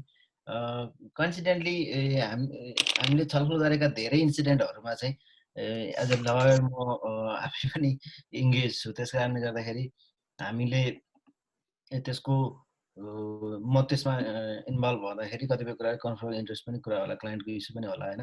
तर मलाई लाग्छ हामीले अथवा मैले चाहिँ विभिन्न प्लेटफर्म हिसाबमा अथवा विभिन्न ह्याटमा चाहिँ नेपालमा साइबर सेक्युरिटी अवेरनेसको पाटोमा खास गरी ल एन्ड पोलिसीको हिसाबमा साइबर क्राइम इन्भेस्टिगेसनको हिसाबमा चाहिँ स्टेक होल्डरसँगको क्यापेसिटी बिल्डिङमा चाहिँ मलाई लाग्छ सिग्निफिकेन्ट काम नै गरेका छौँ। चाहे त्यो नेपाल पुलिससँग होस्, चाहे त्यो अदर सेक्टरहरूसँग होस्। खास गरी साइबर क्राइमका केसेसहरूमा चाहिँ कसरी इन्भेस्टिगेसन गर्ने, यसका चाहिँ एभेन्युजहरू के हुन सक्छन्, यसका लिगल इस्युजहरू के हुनसक्छ। जस्तै विदेशी कारोबार ऐनमा पनि दफा 44 कसरी प्रयोग हुन्छ, दफा 45 कसरी प्रयोग हुन्छ, दफा 46 कसरी प्रयोग हुन्छ, यो लेभलमा पनि हामी धेरै छलफल गरेका छौँ, धेरै कुराकानी गरेका छौँ। र अर्को अघि चिरञ्जीवजीले साइबर सेक्युरिटीको कुरा गर्दाखेरि यो साइबर सेक्युरिटीको हाइजिनको प्रसङ्गमा चाहिँ मैले के भन्छु भने नि यो बिहेभियरल प्रब्लम हो कि तपाईँ जति पनि साइबर इन्सिडेन्टहरू हेर्नुहोस् होइन, त्यहाँ चाहिँ टेक्नोलोजीको कुरा भन्दा पनि बिहेभियरल कुरा चाहिँ सबभन्दा ठुलो कुरा छ। जस्तो त्यहाँको टेक्निकल डिपार्टमेन्टले लुप होल छोडेको, त्यसलाई चाहिँ बन्द गर्न बिर्सेको, अनि त्यसपछि चाहिँ त्यहाँको चाहिँ ह्युमन एररहरू भएको, पासवर्ड सेयर भएको अथवा सोसल इन्जिनियरिङ भएको, यी सबै नन टेक्निकल इस्युजहरू हुन्। यदि साइबर इन्सिडेन्ट चाहिँ हेर्नुभयो भने, एउटा सर्वे गर्नुभयो भने चाहिँ टेक्निकल कारणले अट्याक हुनभन्दा पनि त्यो बिहेभियरल हिसाबबाट ह्युमन एररको कारणले गर्दाखेरि साइबर अट्याकहरू सक्सिड गरेका घटनाहरू छन्। त्यस कारणले गर्दाखेरि हामी जहाँ छौँ हामीले चाहिँ आफ्नो जुन डिजिटल टुल्सहरू नेटवर्क्सहरूलाई चाहिँ आफैले मेन्टेन गर्यो भने मात्रै टेक्नोलोजीले सपोर्ट गर्छ। टेक्नोलोजी जस्तो भनौँ न ठुलो साँचो लिएर आएको छ तर ताला नलगाइकन झुन्डाएर मात्रै हिँड्यो भने त्यो ठुलो साँचोले त केही काम गर्दैन नि त गेटमा। त्यस्तै गरी चाहिँ जतिसुकै एडभान्स टेक्नोलोजी युज गरे पनि यदि हामीले त्यसको जुन एउटा प्रोसेस हुन्छ, ह्युमन प्रोसेस हुन्छ होइन, त्यो प्रोसेसलाई मेन्टेन गरेन भने, चेन अफ प्रोसेसलाई चाहिँ मेन्टेन गरेन भने चाहिँ साइबर सेक्युरिटीको रिस्कहरू चाहिँ बढेर जान्छ। र अरू कुरा स्प्याम इमेल मार्केटिङको हिसाबमा स्प्याम इमेलमा चाहिँ भाइरसहरू अथवा इन्फेक्टेड मालवेयरहरू आउन सक्ने र त्योलाई सेन्सिटिभली त्यस्ता खालको कुराहरूलाई हेर्ने भन्ने खालको चाहिँ एउटा प्र्याक्टिस बिल्ड गर्यो भने त्यहाँबाट बच्न सकिन्छ।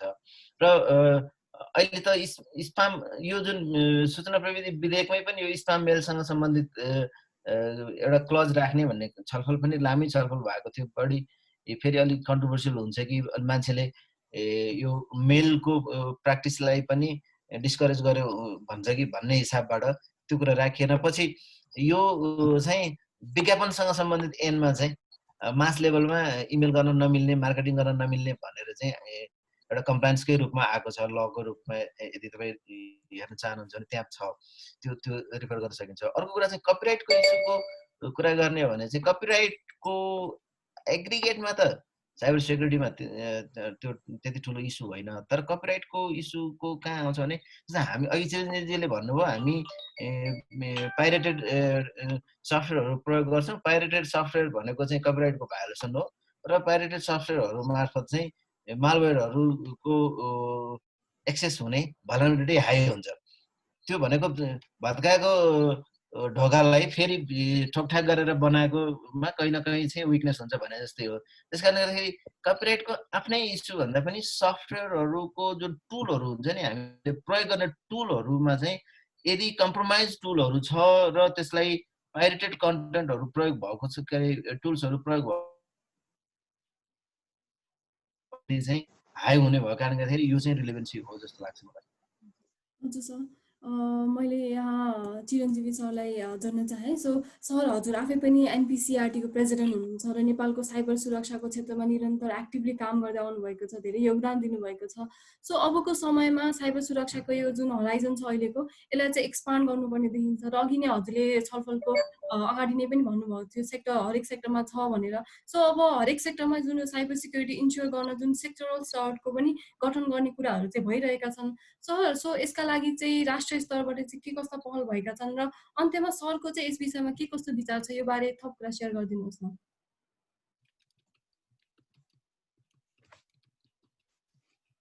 धन्यवाद। पहल भएका छन्, जस्तै दूरसञ्चार प्राधिकरणले साइबर सेक्युरिटी पोलिसी ड्राफ्टमा छ। धेरै दुःख लाग्छ as a cyber security professional आजको दिनसम्म क्याबिनेटले इन्डोर्स गरेको छैन। सरकारले कुनै एउटा निकायले गरेको चिज चाहिँ 2-4 वर्षदेखि त्यो थन्केर बसेको छ। कि त्यसलाई काम लाग्दैन भन्नु पर्यो, कि त्यसलाई चाहिँ इम्प्लिमेन्टेसन लानु पर्यो। यसको लागि को जिम्मेवारी? के हदसम्म हामी पनि जिम्मेवारी हो, किन भन्दा हामी पनि खबरदारी गर्न चाहिँ धेरै गएनौँ है। तर सरकारवालाहरूले चाहिँ त्यो लगानी, त्यो इन्भेस्टमेन्ट खेर गएको छ। र अर्को कुरा चाहिँ साइबर सेक्युरिटीको कुराहरूलाई एउटा होलिस्टिक अप्रोचबाट हेर्नुपर्छ जस्तो लाग्छ मलाई। घरको एउटा कुनै झ्याललाई मात्र मर्मत गरेर हुँदैन होइन। हामी घर बनाएपछि के गर्छौँ, पानी कहाँबाट लाने, बिजुली बत्ती कहाँबाट लाने, भनौँ न यस्ता कुराहरू सोच्छौँ कि यो कुराहरू पहिले चाहिँ एउटा चाहिँ होलिस्टिक अप्रोचमा चाहिँ डिफाइन गर्नुपर्ने कुराहरू हो है। हाम्रो चाहिँ अनुरोध के छ भन्दाखेरि हामी एज अ कम्युनिटी बेसमा हो, जो कसैले पनि उच्च तहमा बस्ने मान्छेहरूले पनि एजेन्डालाई सपोर्ट गर्ने हो। आज तपाईँले जुन एजेन्डामा प्रोग्राम गर्नुभयो, म स्वीकृति नम्रता भनेर आएको होइन, तपाईँहरूको नेसनल एजेन्डासँग प्रभावित भएर चाहिँ यहाँ बोल्न आएको हो। र त्यो राष्ट्रिय स्तरमा बस्ने उच्च तहका मान्छेहरूले पनि एजेन्डालाई चाहिँ रेस्पेक्ट गर्नुपर्छ। भनिन्छ child is the father of the man होइन। सानो बच्चाले भनेको कुराहरूलाई चाहिँ इग्नोर गर्ने चलनहरू छ, बच्चा बाठो भयो हुन्छ भन्ने कुराहरू छ।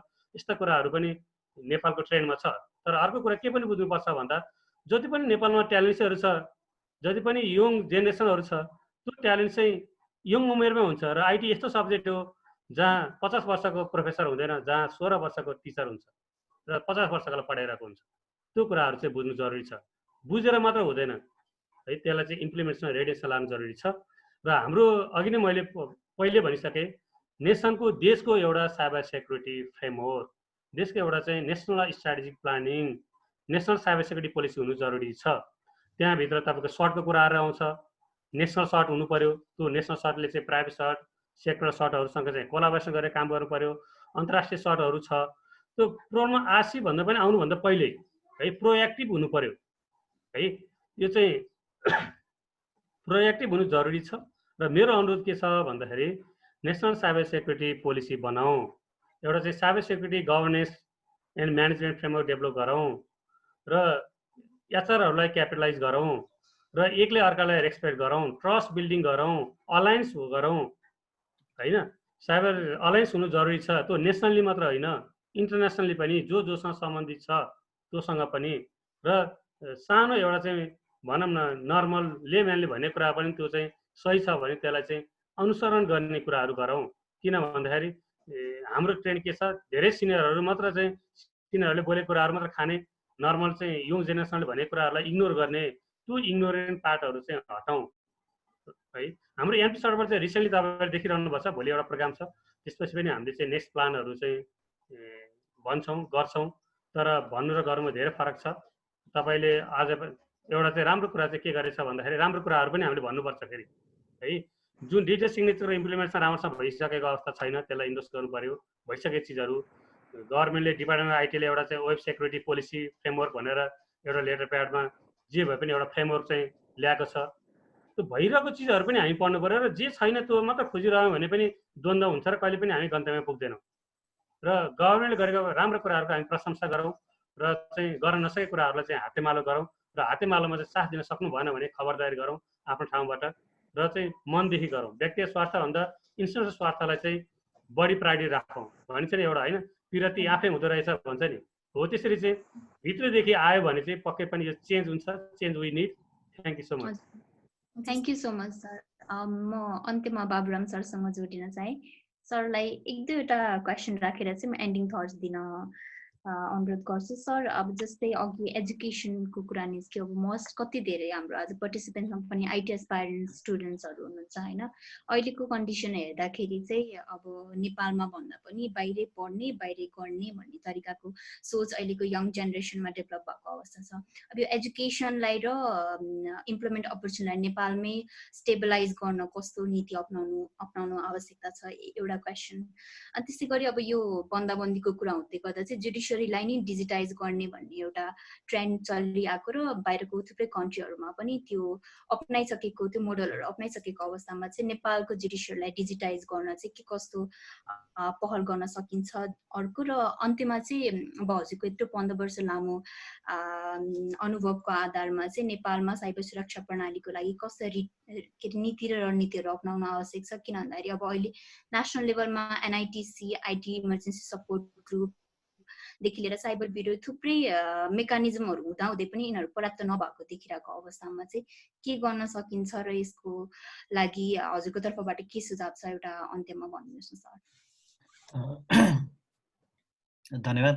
यो खास गरी अहिले जुन बन्दाबन्दी भनेर हामी लकडाउनको पिरियडमा जुन घरबाट काम गरिराखेका छौँ होइन, हाम्रो लले त खासमा घरबाट काम गर्ने कुरामा चाहिँ हाम्रो खासै लिगल प्रोटेक्सनहरू चाहिँ खासै छैन। त्यो हुँदाखेरि अर्को कुरा चाहिँ अघि चिरञ्जीले पनि भन्नुभयो, रिस्क एकदमै हाई छ।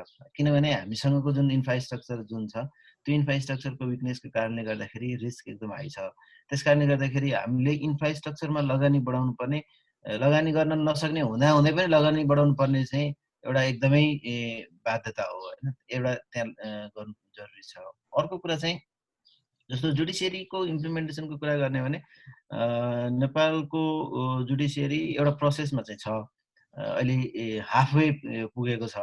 तर हामीले जुडिसियरीको कुरा गर्दाखेरि सुप्रिम कोर्ट अथवा कोर्टको मात्रै कुरा नगरिकन यसको स्टेक होल्डरहरू पनि कति क्यापेबल छौँ र उनीहरूको क्यापेबिलिटी कसरी इन्हान्स गर्न सकिन्छ भन्ने कुरा एकदम महत्त्वपूर्ण कुरा छ। जस्तै मानौँ न हामी लयरहरू जस्तो अहिले विभिन्न कन्फरेन्सहरू वेबिनारहरू गर्दाखेरि पनि हाफ अफ द लयर चाहिँ जुममा कसरी कनेक्ट हुने भन्ने कुरामै कन्फ्युज हुनु भएर कतिपय चाहिँ जोइनै गर्न सक्नु भएको। त्यस कारणले गर्दाखेरि हाम्रो स्टेक होल्डरको रेडिनेस पनि एकदम महत्त्वपूर्ण कुरा हो र स्टेक होल्डरलाई रेडी कसले बनाउने भन्ने कुरा पनि महत्त्वपूर्ण कुरा हो।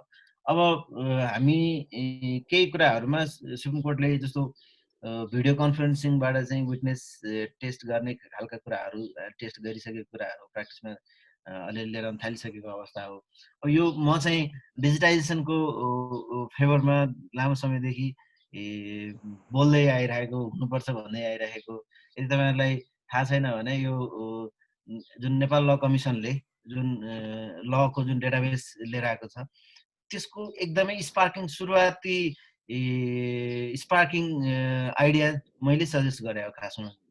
त्यस कारणले गर्दाखेरि it's been long that I expect there will be a good environment and then I can practise in that way that I learn and I develop my skills. त्यस कारणले गर्दाखेरि यो कुरा चाहिँ हामीले एउटा साइबर सेक्युरिटीको हिसाबबाट हेर्ने भने मैले अघि कन्क्लुडिङ हिसाबबाट गर्ने यो बिहेभियरल इस्यु पनि हो। त्यस कारणले गर्दाखेरि यसको बिहेभियरको लेयरबाट चाहिँ डेभलप गर्नुपर्छ, चाहे त्यो स्कुलको करिकुलममा राखेर होस्, चाहे त्यो कलेजको करिकुलममा थपेर होस्, चाहे त्यो टेक्निकल नन टेक्निकल। यो अहिले क्रस कटिङ इस्यु भएको कारणले गर्दाखेरि यो टेक्निकल टिमको मात्रै रेस्पोन्सिबिलिटी हो भनेर भन्यो भने हामी सबैको चाहिँ रिसोर्स डिस्ट्रोय हुन्छ। त्यस कारणले गर्दाखेरि त्यो लेभलमा जानु पर्यो। अर्को कुरा चाहिँ यो हामीसँग भएका इन्फ्रास्ट्रक्चरहरू, चाहे त्यो साइबर के अरे ब्युरो भनौँ, चाहे त्यो एनआइटिसी भनौँ, एनआइटिसीसँग ठुलो रिसोर्स छ। अहिले गभर्मेन्टको स्ट्रक्चर चाहिँ होल्डमा छ। सुवर्ण सर त्यसको लिड गरिसक्नु भएको पर्सनालिटी हुनुहुन्छ।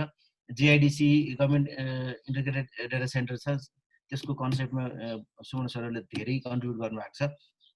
त्यसको प्रोटेक्सनको हिसाबबाट हामीले स्ट्यान्डर्ड पोलिसीहरू बनाउनु जरुरी छ। जबसम्म हामीले ल एन्ड पोलिसीले गभर्न गर्दैनौँ, कसैको रेडिनेस चाहिँ इन्डिभिजुअल रेडिनेस हुन्छ। त्यस कारणले गर्दाखेरि गभर्नेन्स मोडल चाहिँ के हुन्छ भने ल एन्ड पोलिसीबाटै आउनुपर्छ। र अहिले विद्युतीय के अरे सूचना प्रविधि विधेयकमा पनि क्रिटिकल इन्फ्रास्ट्रक्चरको बारेमा कुरा गरिएको छ, आइटी सिस्टम अडिटको कुरा गरिएको छ, सेक्युरिटी अडिटको कुरा गरिएको छ र सर्टको कम्प्युटर इमर्जेन्सी रेस्पोन्स टिमको चाहिँ फ्रेमवर्कलाई पनि लेजिस्लेटिभ फ्रेमवर्क दिएको छ। त्यस कारणले गर्दाखेरि यो इन्स्टिट्युसनलहरूलाई कोलाबोरेटिभ एप्रोचमा अगाडि बढ्ने इन्स्टिट्युसनल क्यापेसिटी बिल्ड गर्नेदेखि लिएर र अघि आइसके जस्तै national cyber security policy strategy र इम्प्लिमेन्टेसनको चाहिँ फ्रेमवर्क भयो भने गर्न सकिन्छ। अहिले याद गर्नुभएको छ कि छैन, अहिलेको बजेटमा नेसनल एउटा साइबर सेक्युरिटी सेन्टरको सम्भाव्यता अध्ययन गर्ने भन्ने कुरा आएको छ होइन। यो सम्भाव्यता अध्ययन गर्नै पर्दैन, यो चाहिएको विषयवस्तु छ। त्यस कारणले गर्दाखेरि नेसनल साइबर सेक्युरिटी सेन्टर चाहिँ गठन गर्ने र यसको चाहिँ आवश्यक कानुनी तथा नीतिगत कार्य गर्ने भनेर चाहिँ भनेको भएदेखि हुन्थ्यो। रेडिनेस नभएको, पर्सेप्सनल रूपमा चाहिँ क्लियर नभएको कुरा चाहिँ यो हो कि रिक्वायरमेन्ट यत्रो साइबर सेक्युरिटी अट्याकहरू भइरहेको छ नेसनल इन्फ्रास्ट्रक्चरहरूमा, भलनरेबिलिटी हाई भएको भनिरहेको छ। अनि त्यसपछि सम्भाव्यता अध्ययन गर्ने के यसपालि चाहिँ अध्ययन गर्ने, अर्को वर्ष चाहिँ गठन गर्ने, त्यसपछि चाहिँ तेस्रो वर्ष चाहिँ अनि बल्ल फ्लोरमा जाने, अनि रिसोर्स चाहिँ कहिले प्रोटेक्ट गर्ने। त्यस कारणले गर्दाखेरि ओपननेस हुनु पर्यो, नीति निर्माता चाहिँ ओपन हुनु पर्यो, स्टेक होल्डरहरू ओपन हुनु पर्यो र महत्त्वपूर्ण कुरा चाहिँ यो मल्टी स्टेक होल्डर प्लेटफर्म हो। यो इन्टरनेट र यो सेक्युरिटीको कुरा भनेको एउटा कसैले चाहिँ बलियो बनाउँछु भनेर बलियो हुनु सक्दैन। एउटा ब्याङ्कले बलियो बनाएर पनि भएन, उसको खातावालले चाहिँ लुज गर्यो भने त्यहाँबाट छिरिहाल्छ नि। त्यस कारणले गर्दाखेरि होल स्टेक होल्डरहरूले चाहिँ एउटा कोलाबोरेटिभ एप्रोचमा कन्ट्रिब्युट गर्ने र अवेरनेसको साथसाथै टेक्निकल टुल्सको पनि इन्हान्समेन्ट गर्ने अथवा त्यसलाई अभिवृद्धि गर्ने लेभलमा गइयो भने हामी प्रोटेक्ट गर्न सक्छौँ। मलाई लाग्छ आजको छलफलले पनि कन्ट्रिब्युट गर्छ। मैले 3-4 जना बाहेक झन्डै 80-85 जनासम्म हामी पुग्दाखेरि चाहिँ 3-4 जना बाहेक मैले पहिला भेटघाट भएकोहरू नदेखेको कारणले गर्दाखेरि आई होप यो एक्सपान्ड हुँदै जान्छ। यसै गरी नै मलाई बोल्नको लागि बोलाउनु भयो, यसको लागि धन्यवाद दिन चाहन्छु। धन्यवाद छ।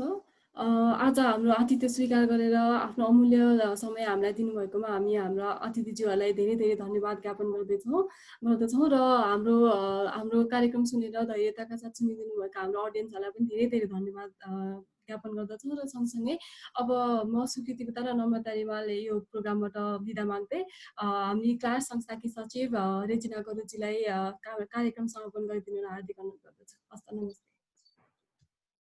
Thank you. नमस्कार, म रेजिना गरु, यस क्लास संस्थाको सचिव। आजको यस डिस्कसनमा हामीले लकडाउनको समयमा बढ्दै गइरहेको साइबर अट्याक अनि त्यस सम्बन्धी साइबर सेक्युरिटी जुन एकदमै आवश्यक र महत्त्वपूर्ण विषय हो, यसमा हाम्रा आदरणीय स्पिकर्सहरूसँग आज हामीले डिस्कस गऱ्यौँ।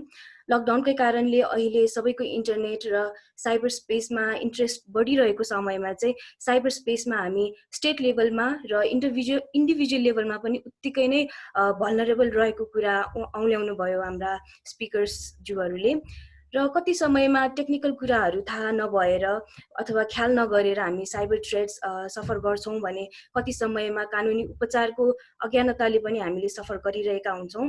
र यसै विषयमा हामी उत्तिकै सचेत र सजग रहनुपर्ने अवस्था रहेको हुँदा यस सम्बन्धी चाहिँ टेक्निकल अनि त्यसै गरी लिगल एस्पेक्ट्स र त्यसमा भएको कमी कमजोरीको बारेमा चाहिँ आज हामीले छलफल गर्ने प्रयास गऱ्यौँ।